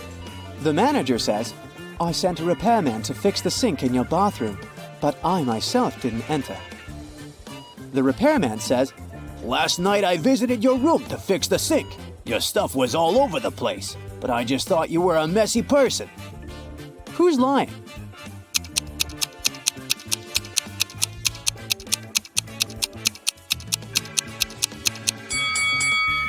The cleaning lady. She said she had removed the coffee stains from the carpet, but they're still here. Serena lands on a chair in the hotel lounge to sign a stack of postcards for her friends. Suddenly, she smells hot chocolate from the cafeteria. She goes there to order a cup for herself. In a couple of minutes, Serena returns to her chair. Oh no! The postcards are gone. She questions 3 people nearby. Mike says, "I was reading a book all the time, so I didn't look around." Richard says, "I was taking pictures of my girlfriend Stella. You can take a look if you don't believe me." And Stella says, "Richard is telling the truth. I was posing for the camera. Why would I pay attention to your stuff?" After hearing their stories, Serena knows for sure who's guilty. What about you?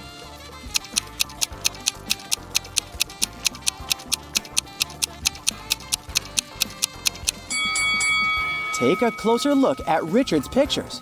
Stella is in front of a fireplace. If we zoom in, we'll see the postcards in the fire. These liars use them to make the flame burn brighter and look better in the pictures. What? Richard apologizes and buys a new stack of postcards for Serena. She grabs one of them and writes the following rebus on it. Can you crack the meaning of this message?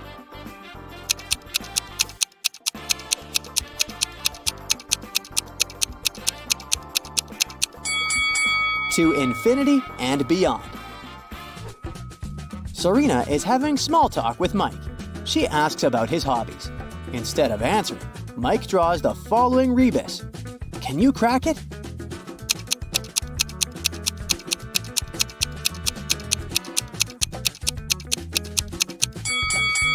He likes to swim underwater. Serena says, I see you like puzzles. Crack my riddle and I'll get you a huge cup of hot chocolate. Mike agrees. Here's the riddle. The task is to replace the question mark with the correct letter.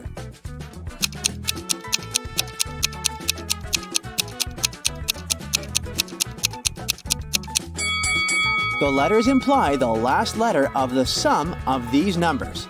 3 times 6 is 18, so the answer is N. 3 times 7 is 21, so the answer is E. And so on.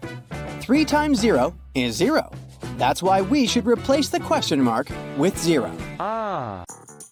Take a look at this image for a second. Which prisoner do you think is rich?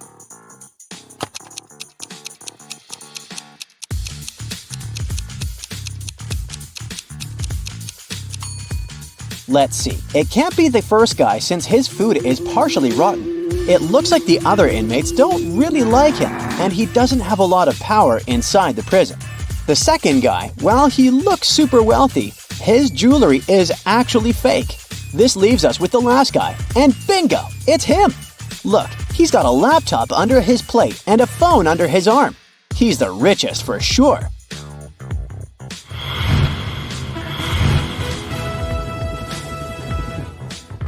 Susie was invited to take part in a pop-up riddle show. She needed to answer one question correctly to win $1,000. She was extremely nervous when the game show host asked her this question. How many numbers are on a clock? Can you help Susie figure out this one?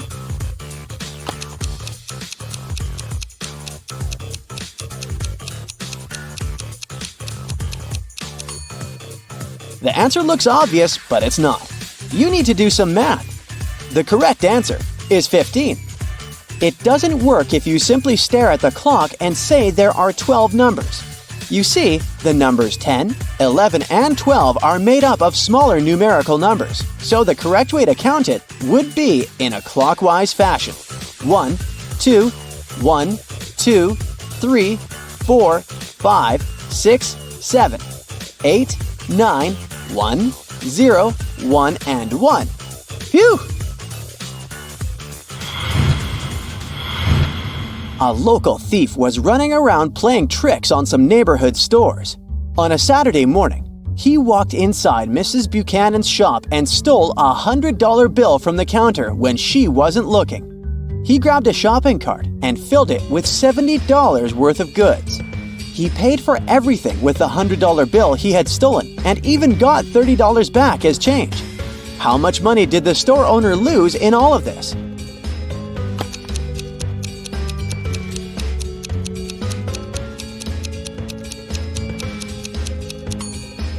The shop owner just lost $100. I know it sounds too simple, but here's the deal.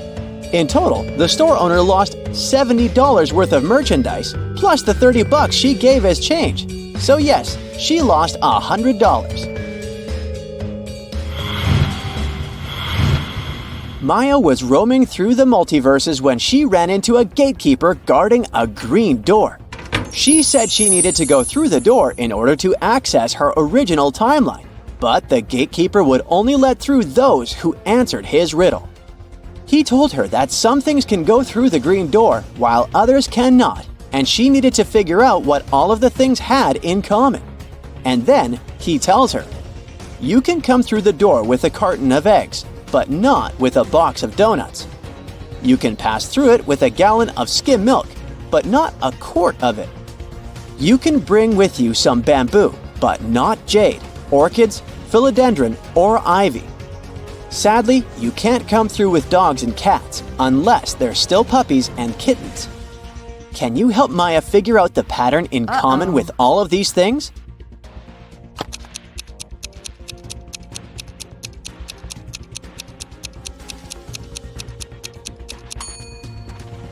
Well, the key to solving this riddle can be found in all 4 of the words that make up the phrase green glass door, aka double letters. If something is spelled with double letters, it can go through the green glass door. If there are no double letters in its name, then it can't. Mark went to the farmer's market to do his weekly grocery shopping. He stopped by the egg stand, and the owner was feeling chatty, so he challenged Mark to guess the answer to a riddle. He told Mark, If I had 4 eggs and a thief gave me 3, and my rooster laid 5 more, how many eggs do I have? "Can you help Mark figure out the answer here?"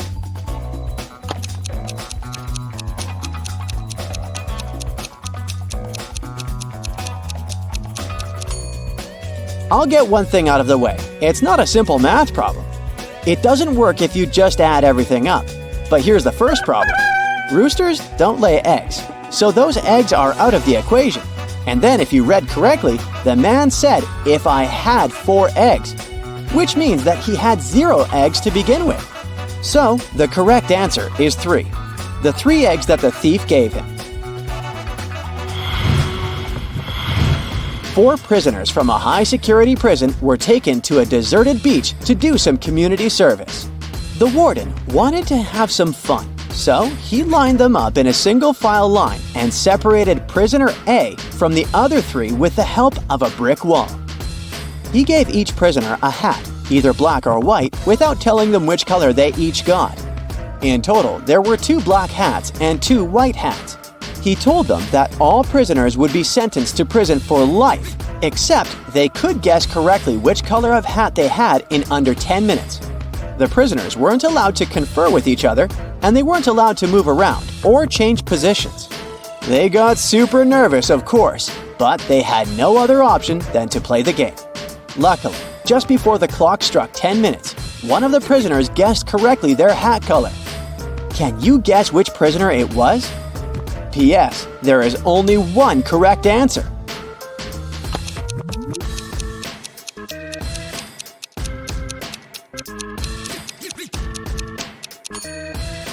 If you guessed prisoner C, then you got it right.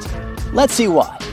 This riddle can only be solved through a process of elimination, and 2 of the prisoners, prisoners A and B, can be eliminated right off the bat. That's because neither one of them can see any of the other prisoners, so neither possesses any information with which to make a more certain guess. That just leaves us prisoners C and D. When prisoner D remains silent and doesn't take a guess, prisoner C deduces his own hair color.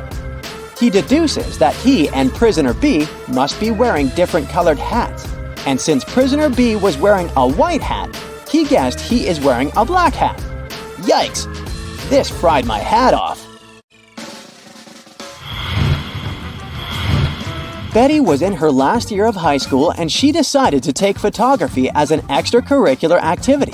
For her latest assignment, she needed to take an urban picture and present it to the class. However, since Betty was also organizing a big graduation trip, she didn't have time to do the assignment.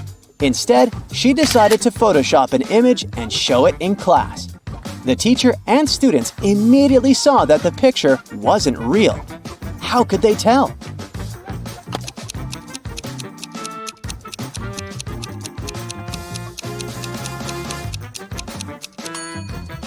Well, because that person over there has 2 heads.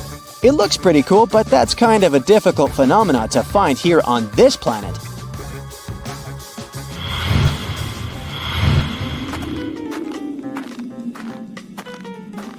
Three people decided to spend their vacations in Antarctica. Bianca had some trouble with the harsh weather, but felt it was worth it in the end. Pablo had a great time photographing the penguins for his social media page. And Helena got to do some fishing while she was there. On the last day of their trip, passing through airport security, one of them got caught trying to take a penguin with them in their backpack. Take a look at the picture. Can you tell who it was?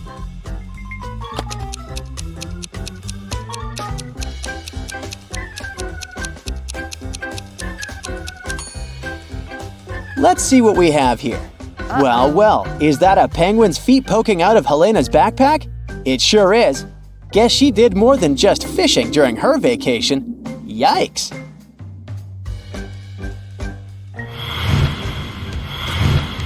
December 5th is Bloomfield Town's Contest Day. For this year, the mayor picked bakery as the theme, so contestants needed to bake the best dessert to win. The only rule was that the bakers couldn't use sugar in their recipes, only natural sweeteners. When the mayor went to judge the 4 finalists and pick the best dessert, he immediately disqualified one of the bakers, saying they had cheated. And he did that without even tasting the desserts. Take a look at the contestants and see if you can spot the cheater.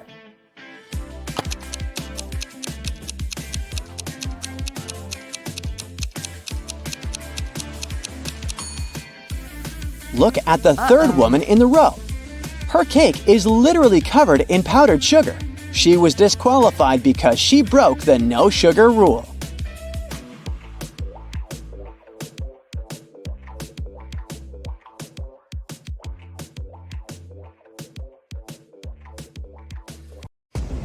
Neil was one of the best watchmakers in town. He got a call from the police station one day, asking him for help to solve a crime. 2 burglars were caught robbing shops in town. Amongst the things they stole, there were 2 watches. One of the burglars claimed that the watch they stole was a fake, so the police contacted Neil to see if that was really true. Take a look at both watches. Can you help Neil figure out which one is fake and which one is real?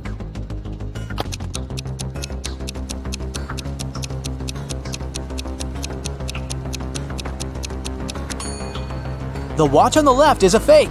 If you look closely, you'll see that the miniature arm is too long, so it can't pass around the entire clock when it moves.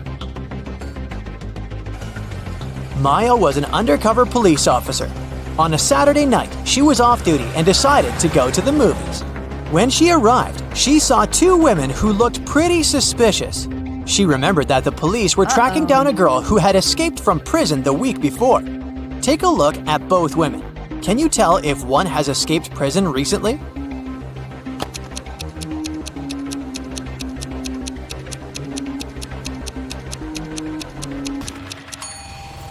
It's the lady on the left.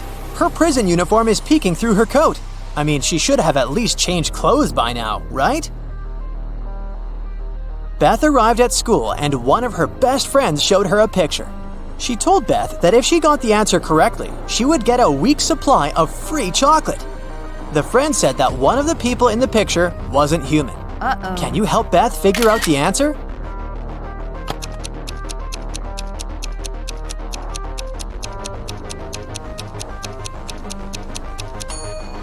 It's the boy in the middle. He doesn't have a shadow, which means he's definitely not human. Ruby was traveling around India when she decided to stop for some tea. As soon as she walked inside the tea shop, the owner placed 2 teapots in front of her.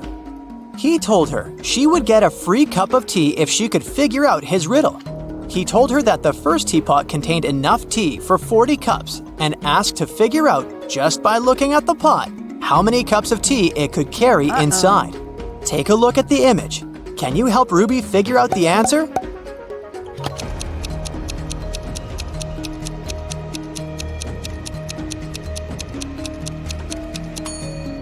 This is a tricky one. Probably the second teapot can only carry around 20 cups of tea. If you look closely, you'll see that the outlets of the first teapot is located in the middle of the pot. But the outlet of the second pot is located right at the bottom, so even if the pot is taller, it can't hold more water than the first one. After water hits the level of the outlet, it'll just start overflowing. Mary was walking in an enchanted forest when she met Randy, a magical unicorn. Mary asked the unicorn for some information, but he refused to talk to her unless she solved one of his riddles. He was a trickster and liked confusing people with his riddles. He told Mary that in a nearby field there were tigers and sheep. Usually one tiger could catch 3 sheep in 3 minutes. So he asked her how long it would take for 100 tigers to catch 100 sheep. Can you help Mary figure out the answer?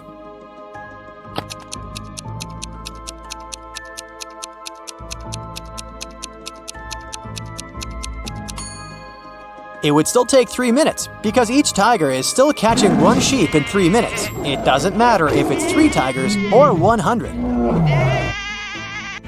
The unicorn was surprised by Mary's abilities and gave her another riddle to solve. He asked her to name the 5 days of the week without saying Monday, Tuesday, Wednesday, etc. She also couldn't say whether it was the first day of the week or the last. What do you think Mary answered here?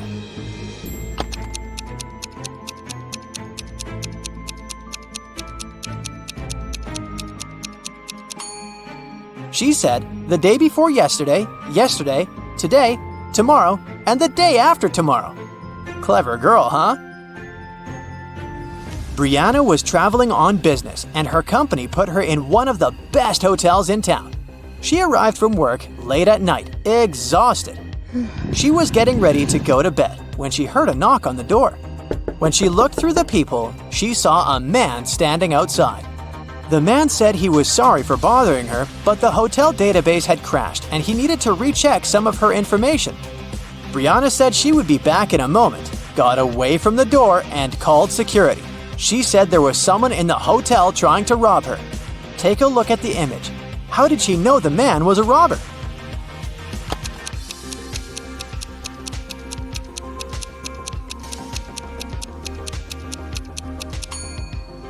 Look at the man's name tag. It's a female name.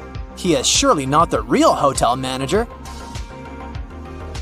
Luca decided to throw a party for his best friends. He invited over 20 people to the party, but he only bought 9 candies. He told his friends he would leave the candies inside a pretty little box, and they could each get 1 candy. 9 people took 9 candies, but 1 candy was still in the box. How could that be possible?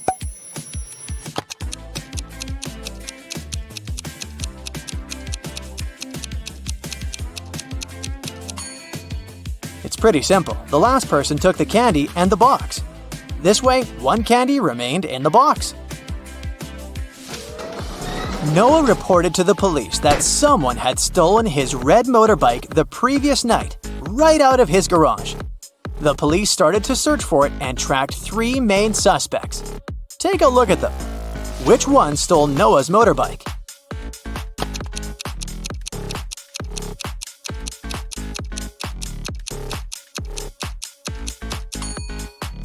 It's this guy on the right. Look closely. His motorbike is painted, but the paint is dripping and one can spot the old red color. He must have stolen it and painted it in a different color so as not to attract any attention. But you caught him.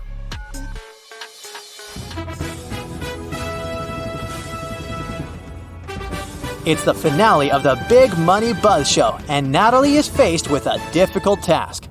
There are 3 fish bowls, each one of them containing a different amount of gold bars inside.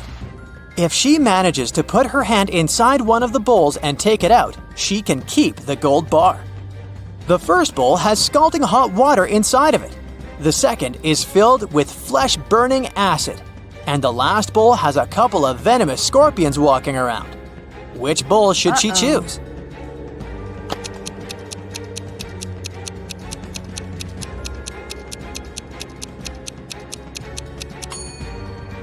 Natalie should just wait until the water cools down and grab the gold bar from the first bowl. Smart, huh? Bobby was blindfolded and put into a shaky van. When he woke up, he was alone in a dark, empty room. There was nobody there, but there were 3 envelopes on the floor. A post-it on top of the envelope said, "Each envelope contains a red capsule and 2 statements. In one of these envelopes, both statements are false. In another envelope, both statements are true. You have to choose the correct capsule to get out of this alive." He opened the first envelope, saw a capsule and the message, 1. Don't eat this candy. 2. Take the candy from the second envelope. On the second envelope, the note said, 1. Don't take the candy from the first envelope. 2. Take the candy from the third envelope. And the last envelope said, 1. Don't eat this candy. 2. Take the candy from the first envelope. Which capsule should Bobby take?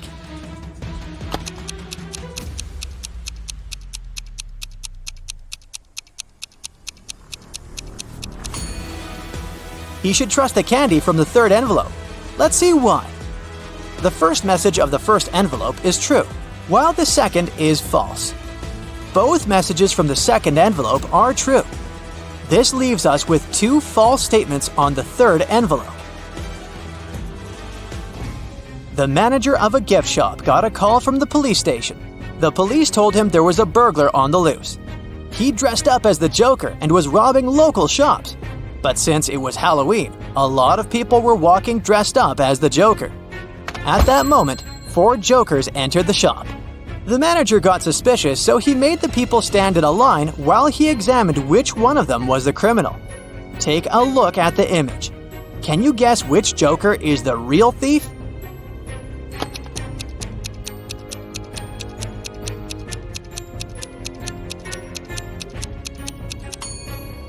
The thief is the second Joker on the left. Take a look at his shoes. They're much bigger than the other shoes. He must be hiding something inside of it.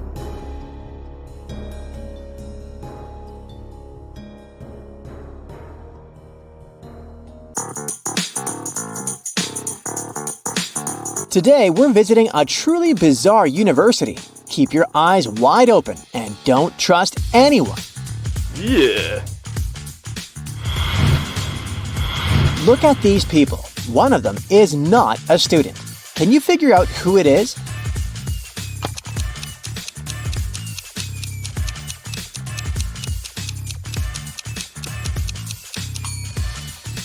This lady in black is a supernatural creature. Look at the mirror.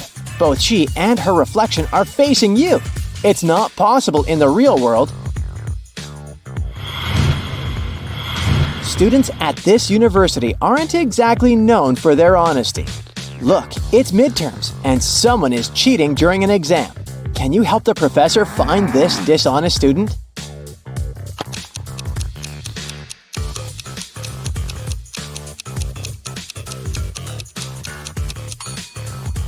It's this guy. He has answers written on his arm. Thanks to your help, the professor has caught the cheating student, but she's a kind-hearted woman and gives the guy another chance. He needs to solve this riddle to pass the exam. Would you maybe like to help the poor student you've exposed? Keep in mind that this riddle has challenged many intelligent minds, and for good reason.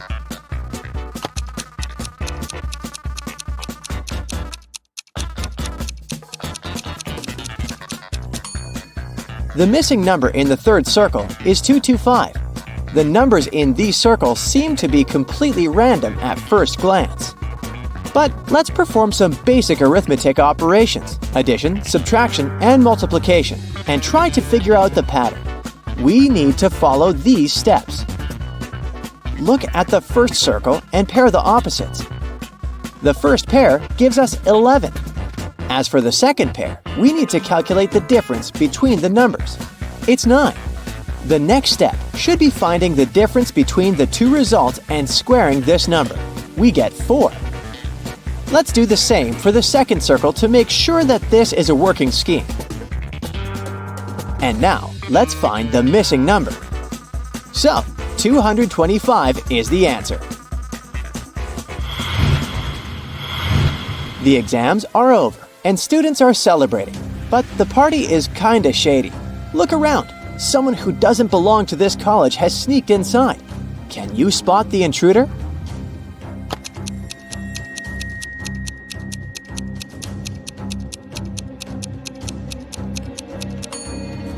Look at this young lady. Her feet don't seem to be touching the ground. She must be a ghost.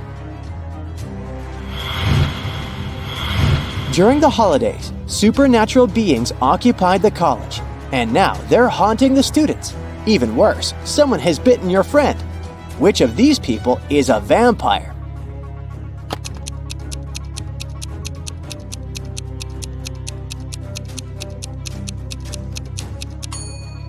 This young man has a t-shirt that looks as if it has some bloodstains on it. But that's just a print. This woman has a whole garlic knob hanging as a necklace on her chest, so she's not a vampire. But look at the man who's drinking some red liquid. I bet it's not fruit juice. He's actually the one we should be aware of.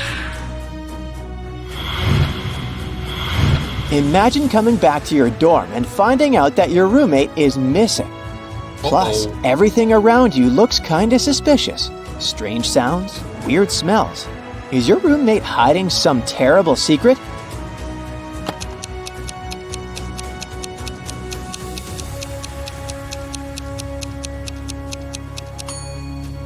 Let's look at the sky. See that full moon? Now, pay attention to the walls and the floor of your room. You can notice scratch marks and chunks of fur here and there. That's the answer. Your roommate is a werewolf. After figuring out your roommate's secret, you realize you need to clear your head. You go to a morning pool party. People are swimming, playing around, and having fun. But one of the guests is a mermaid. Can you figure out who it is?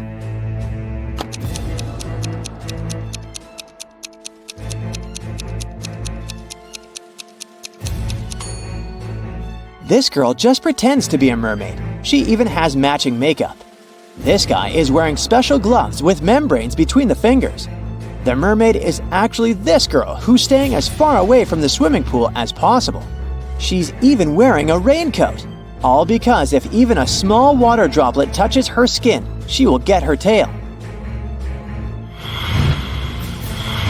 It's time to go back to school, only to find out that one of your professors is possessed.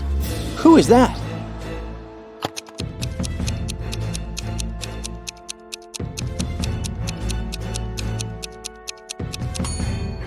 This man has red eyes and messy hair, but that's most likely because he's sleep deprived. This woman is unnaturally pale, but she's suffering from food poisoning. Look at that piece of pizza next to her. It sure doesn't look fresh.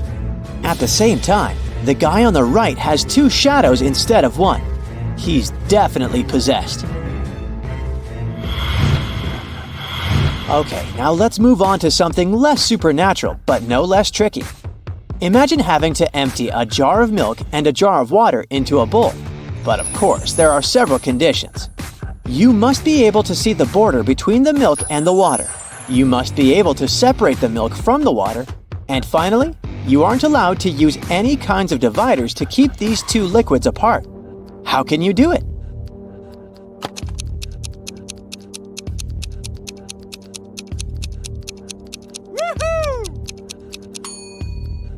All you need to do is to pour the water into the bowl first and freeze it. Now all that's left to do is to add the milk. In the city where people are keen on brain teasers and riddles, 4% of people don't list their phone numbers. So if we select 40 random people from the phone directory, how many of them will have unlisted numbers?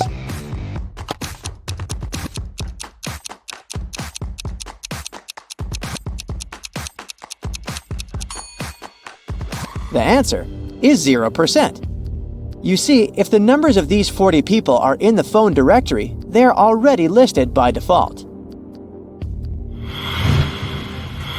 David invited 7 friends to his birthday party.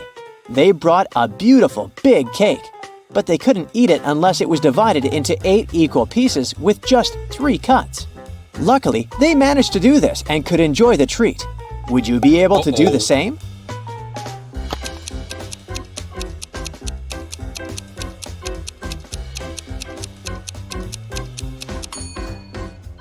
To fulfill this task correctly, you need to follow the next steps. First of all, cut the cake across the diameter through the middle point. After that, cut the cake horizontally. Now you already have 4 equal pieces. And finally, cut the cake across the diameter, perpendicular to the first cut. There you go, 8 equal pieces and just 3 cuts. Now, look at the poor guy. One of his friends has pulled a paint bucket prank on him. Look at the rest of the people attentively and try to figure out who it was.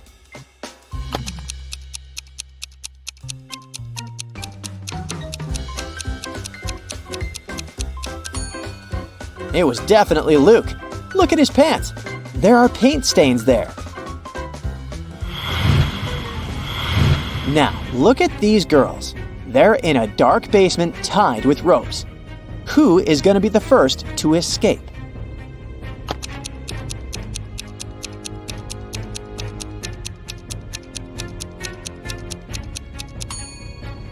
Most likely, it'll be the first girl. She's got long, beautiful nails. She's bound to have a file to look after them. It can help her cut through the rope. There's been a robbery on the train, and one of these people is hiding the stolen goods. Who can it be?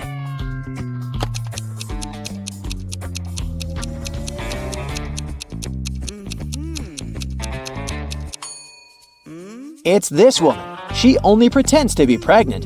Her belly has a bizarre shape. It's suspiciously square. The police had been looking for Kyle for 2 days. The guy went hiking and never came back. Finally, he was found. Someone had hit him on the head and left him lying in the bushes. Kyle only managed to say, "Friend," and lost consciousness. The police officers had 3 suspects, all of them Kyle's friends. Zachary said he spent these last days at work getting ready for a conference. Jeremy told the detectives he'd sprained his ankle and had been in bed for 4 days. And Billy explained that he'd been to New York. The man even showed the police officers his boarding pass. Who's responsible for the accident with Kyle?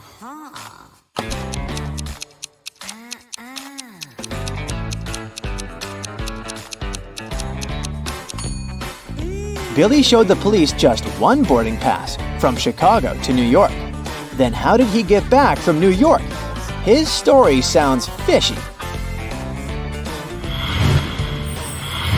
Jordan was very late for a job interview, but when he drove up to the office building, he found out there were no free parking spaces. He decided to leave his car a bit farther from the entrance. But even though there were several other vehicles in that area, parking was prohibited there. Luckily, Jordan came up with an idea and didn't get fined. What did he do?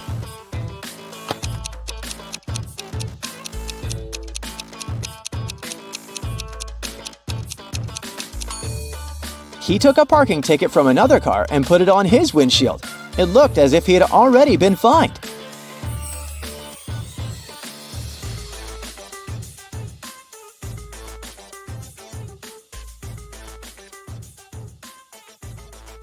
The holiday season is coming, but criminals are still busy with their evil deeds. Your help is needed. Get your magnifying glass and let's make Christmas merry again. A man was walking along the road heading for a resort town. At one point, he saw a weird scene. Santa was standing on the side of the road. His sleigh had apparently spun out and ended up in a ditch. The man approached Santa to find out what exactly had happened. It turned out Santa had gone out to test his brand new reindeer-free electric sleigh. But suddenly, the Grinch on skis appeared right in front of the sleigh. So Santa had to make a sharp turn. And that's how his sleigh ended up in a ditch. Surprisingly, the man didn't believe Santa. Why?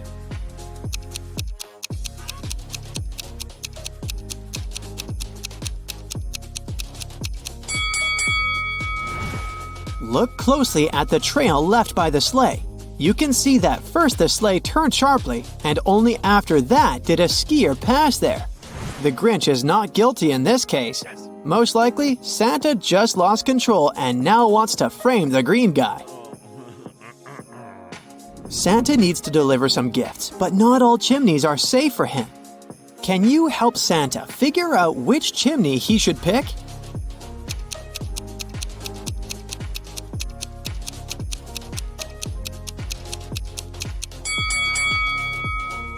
The first chimney seems to be fully blocked and no air flows through it. All snow and ice have melted on the second chimney. The fireplace must be working there. As for the third chimney, it's open enough for oxygen to flow through, but the snow hasn't melted completely, which means the fireplace is off. The Grinch wants to change himself to be part of the celebrations instead of hating Christmas. The only problem is that his body isn't cut out for Christmas cheer. He's come to Santa to ask for help.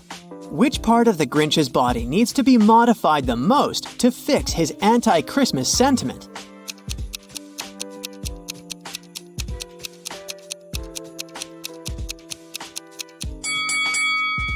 His chest is where the problem lies, so we better swap that heart out for a bigger one, bursting with Christmas joy. Rudolph the reindeer went missing, and this put the whole Christmas at risk since children wouldn't receive any presents. Santa only knew that Rudolph had gone to the supermarket to get the products for Christmas pudding. The news quickly spread on TV, and 3 witnesses appeared. Judy said that the night before, she'd been passing by an ice cream stand on Palm Street and had seen someone grabbing a reindeer and putting it in a truck. But at that time, she didn't think it could be Rudolph. Philip claimed that he had seen a baby reindeer in a parking lot near a supermarket. The animal was eating hay together with a pony. A man in a jacket approached the animals and they all left. And Kira said that at night, she had seen a reindeer being grabbed by a man and taken away in a black car. Can you figure out who actually witnessed Rudolph's abduction?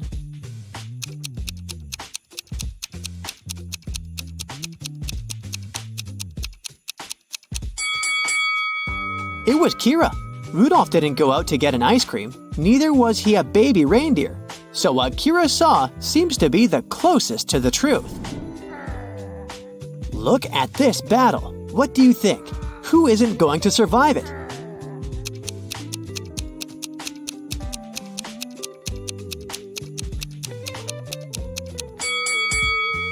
Everyone will survive. It's just arm wrestling. Almost all the presents have been stolen from Santa's factory. It all happened in the last couple of hours. The weather was nasty. There was snow on the ground and a light rain was falling. The suspects have been narrowed to 3 elves. Each of them claims to have been at home the entire time. As the roads are too dangerous to navigate on foot, the elves can only get around on their sleighs. Can you guess who has taken the presents?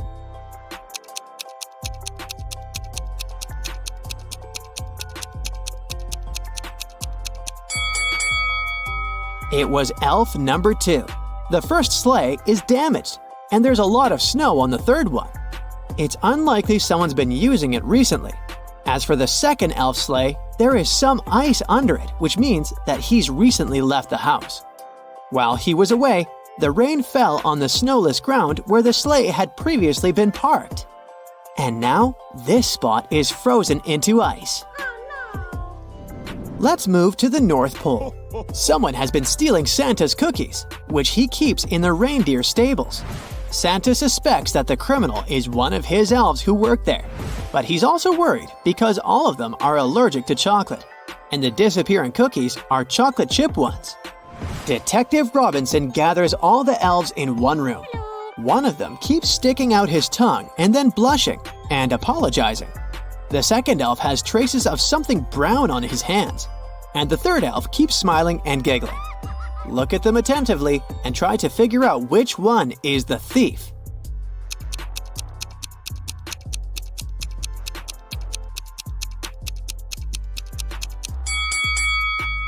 The guy with brownish spots on his fingers works in the stables, so no wonder his hands are dirty. Elves are cheerful creatures, which means that a smiling and giggling elf is not actually an unusual occurrence. But the first elf, his tongue is likely swollen as a result of an allergic reaction. Here's our cookie thief. I'm a cookie you might eat, and some might say I'm a flavored Christmas treat. I have brown arms and eyes, and don't forget my feet. What am I?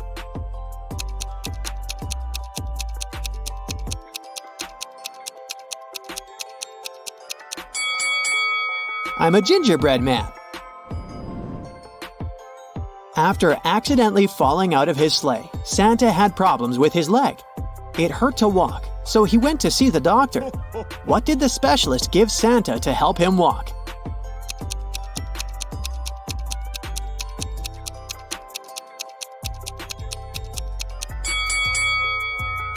A candy cane, of course! 3 teenagers sneak into Santa's home. When he comes home after work, he sees 3 guilty-looking kids and his tall plastic Christmas tree lying on the floor. Santa knows that one of the kids must have climbed the tree, which made it fall over. He calls the police, After looking at the kids attentively, a police officer tells Santa who is guilty. Can you figure it out too?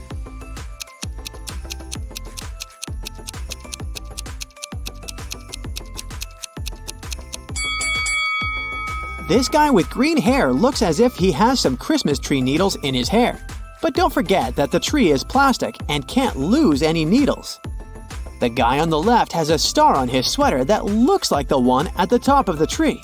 But look, it's embroidered. Now look at this girl with a pretty sparkly scarf.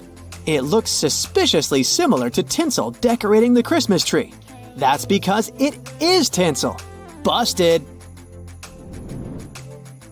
Where can you find Santa's reindeer?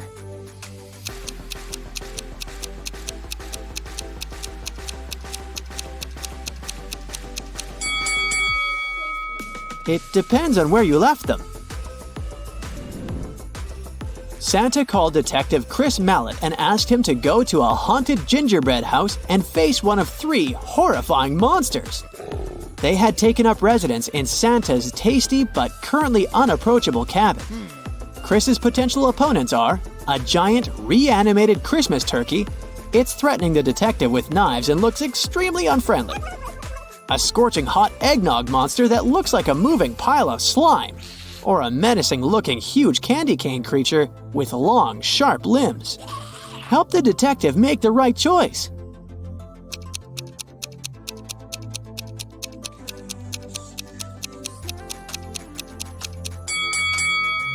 The turkey can be very dangerous with those knives. The candy cane's monster's limbs are too sharp to come close to it. As for eggnog, besides being very hot, it doesn't pose any serious danger.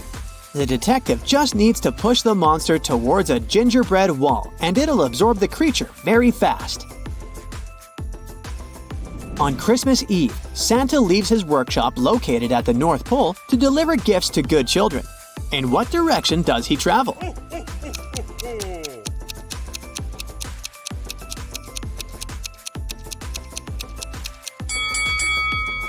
In the south direction. It's the only direction you can travel from the North Pole. I could keep a giant's foot warm, and people look forward to finding me near the fireplace. What am I?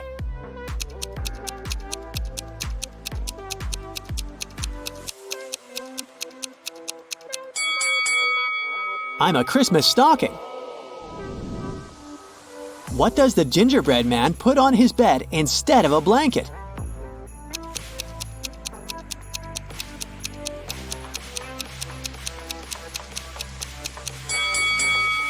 He uses a cookie sheet. He is a man during the winter, but you might drink him during the summer. Who is he?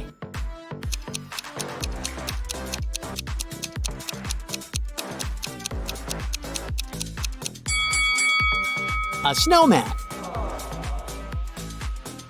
And finally, let's have some fun. Who says, "Oh, oh, oh"?